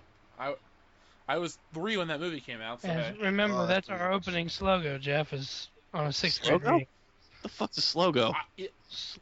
It's our new slogan. I love it. It's like Sluggo from Mr. Bill. All right, best and worst video game movie adaptation. Go, Jeff. Best Mortal Kombat 1. Worst that I've Mortal seen. Kombat 2. Mortal Kombat Annihilation. You must die. Too bad you won't be. I'll agree. And then all of a sudden, James Remar is Raiden. Yeah, what the Like- fuck was that about? What was Christopher Lambert doing that he couldn't come He back? read the Sleeping. script and was like, I'm not coming back. He was sleeping. He's part blind. He can't No, read. he said, "Why are you making a second one? I'm not coming back." To be fair, the first one ended on a cliffhanger. He kind of knew what he was getting into. Yeah, well. Yeah, but still, he probably was like, wait a minute, what? I'll make Highlander 12. I saw him on NCIS Los Angeles the other day. I was like, "What the fuck is he doing on there?" He's playing a Russian. His Russian accent was terrible. His acting is terrible. He has a weird accent, and he's like from Connecticut. Like, what is that about? I thought he was How do European you himself. sound foreign in every movie, but you're from the United States? Because America. Hey, that It's it's like like, how Daniel Day-Lewis sounds like a I dick. was gonna say that's like how Australians come over, like Hugh Jackman, and every role they play is American. Well, unless you're Wolverine when you're Canadian. True. Eh? No, don't you know? Sorry. All right, somebody else answer. I'm gonna agree with you, Jeff, on your favorite. Or the best. I'm gonna say Mortal Kombat 1. But worst, I'm gonna go with Doom. Ooh, I've never Ooh. seen Doom it. is not I'm a that huge bad. and you're a huge fan of The Rock, so I'm surprised that you haven't seen it. I didn't. You know, actually, Doom came out on my birthday in the year 2005. Oh, I didn't hate Doom as a movie. I hate it as a Doom thing. I hated it. Well, the last sequence where they try to make it like Doom is very fuck. You're like, really, guys, we're gonna do this now. Yeah, we're well, doing The now, Rock goes- now you're trying to make it the game. that But was- man, I mean, especially when The Rock The Rock is like the best part of that movie. Especially when he shoots a dude in the neck, and he's just like, I don't want anybody else but soldiers. I need. And I'm like, damn, Dwayne, dial it the fuck back. But What about Carl Urban? I like that Carl little back Urban and is forth. cool in that too. Their fight scenes I are just- actually really good. Their fight I scenes. thought I was gonna say he's like the second best part of that movie. When, Yeah. he, Well, especially when if the you Rock like shoots the when the Rock shoots the guy and Carl Urban's just like, "This is first mission." Yeah. And it The won't Rock- be my last. The Rock just intensely, "It's not gonna be my last." It's probably the best acting The Rock's done in any movie, because he's just like, it's not gonna be my last. It's not acting. He's just He's just you know, trying to really talk. scared. I'm sorry, we'll save this for another podcast, but I'm gonna go ahead and throw it out there real quick. My favorite movie that The Rock was ever in was Faster with Billy I still Bob haven't seen Thornton. it. See that, Great but movie. What was the It's one not with that bad. his son going to jail that we saw, Jeff? Oh, that was awesome. That was probably the best. Yeah, Snitch. Yeah, that was awesome. I liked Pain and Gain. I though. love Pain and And Gain. Gain's good. I like Walking Tall. That's probably my favorite. That's a good one too. He has a All lot of right. good- Dion, best and worst video game movie. Go. I have to start with my worst is fucking Blood Rain by fucking far. No, gross. That movie is so bad. And I know UA Bull actually, if someone criticizes his movie, he'll fight him in the boxing ring. I would gladly get in that ring and beat his European ass into the ground. Because I don't even like the Blood Rain games, but I'm just like, you just gave us a bad fucking name as gamers, you fucking cunt nugget. I hate that dude. I'll be your Apollo Creed. Dude, all in you have to part do is 3. like, dude, don't lose the fucking UA Bowl. I'd be like, okay, I won't. What's your favorite, Dion? Oh, okay. Favorite video game movie. Shit. I mean, there isn't a You know what? whole I'm lot leaning to choose towards Resident Evil, man. That's probably That one started that off was one. pretty decent. I saw Tekken. That was a bad movie. Tekken was. I didn't even see the whole thing. I think I bootlegged that shit, and I was like, really, this is it. I feel like we either watched it together or it was on Netflix and we both watched it. I think you're right. I think we got drunk and I think we found it on a website. Started watching it. I thought. Yeah, we had to have seen it I together. thought the Street Fighter movie Because stuff. remember, I was just like, how do they find the most feminine-looking June in the world? This dude looks like. Oh, Dead or Alive was terrible too. Joel made me watch that fucking There's a movie. Dead or Alive movie. Yeah. It's garbage that's too. The terrible. women are hot, but they're on some fucked up Eric island. Roberts is in it and- randomly. Eric Roberts is in any fucking It's so movie. weird. Like he goes from Yeah. The Dark Knight to Dead or Alive. He His range is he incredible. was Jamie taking King anything is that in he it. could. He was Oh. in and out of rehab. Still. Well, when your sister is Julia Roberts and you can never compare. You know, I would do cocaine too if I had to look at those lips. There was some real Real what? DSLs. Oh, okay. It froze. I was like, real what? Cliffhanger! Suspense. Dun, dun, dun, dun. Dan, best and worst video game movie, go. Best, I would have to say Resident Evil. I loved that movie. Worst, Yep. it's hard to pick between the Street Fighter garbage Oh. or the House of the Dead. Oh. Ew. Are they on that island or Yeah, whatever? they're on that random island, and it's just like, oh, hey, there's zombies here too. Did you know that? Ooh, Navy It's like they're on an SEALs. island because there's a big party. 12 people show up. It's like, all right, you guys are the party. That sounds like Cabin Fever 4. Oh God. Fucking stupid. 12 guys. You're Well, the guys, I think we've covered as many video game topics as this podcast will let us. Agreed. Dan, If you Jeff got was any, so happy if you got, earlier because he didn't have to edit. Now he kind of has to edit. guess what? I'm not gonna. Fuck it. Really? We'll do it I'm just gonna- live. You gotta understand, the first 45 minutes of the show aren't making it on. Right. And that's it. That's all we need. We pretty much, we're good. All right, guys. So, this has been episode 2 of World Class Bullshitters. Now, if you're out there listening to the show and you ever want to contact us, you can find us at the World Class BS on Twitter, using the hashtag WCBS. Guys, I don't think we have anything yet, but we do have a fan submission already. Ooh. And I'm going to play it for you. It's going to be a little... I have to play it off my phone because the file format's weird, but last week we criticized John Wayne, rightfully so. And so the Duke himself has risen from the grave to talk shit. I need to hear this. So I heard you didn't like my portrayal of a Mongolian.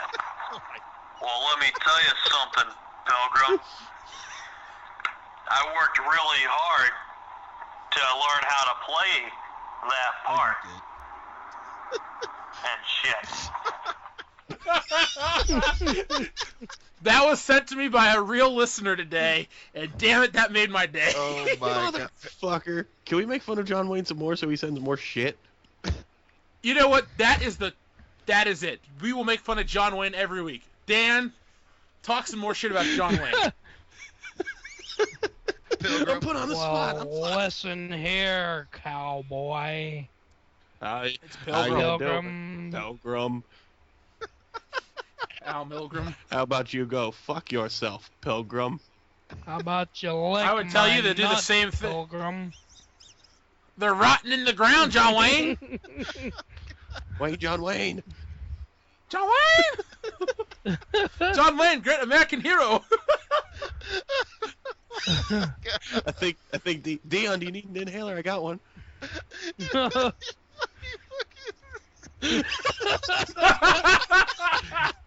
He's dying.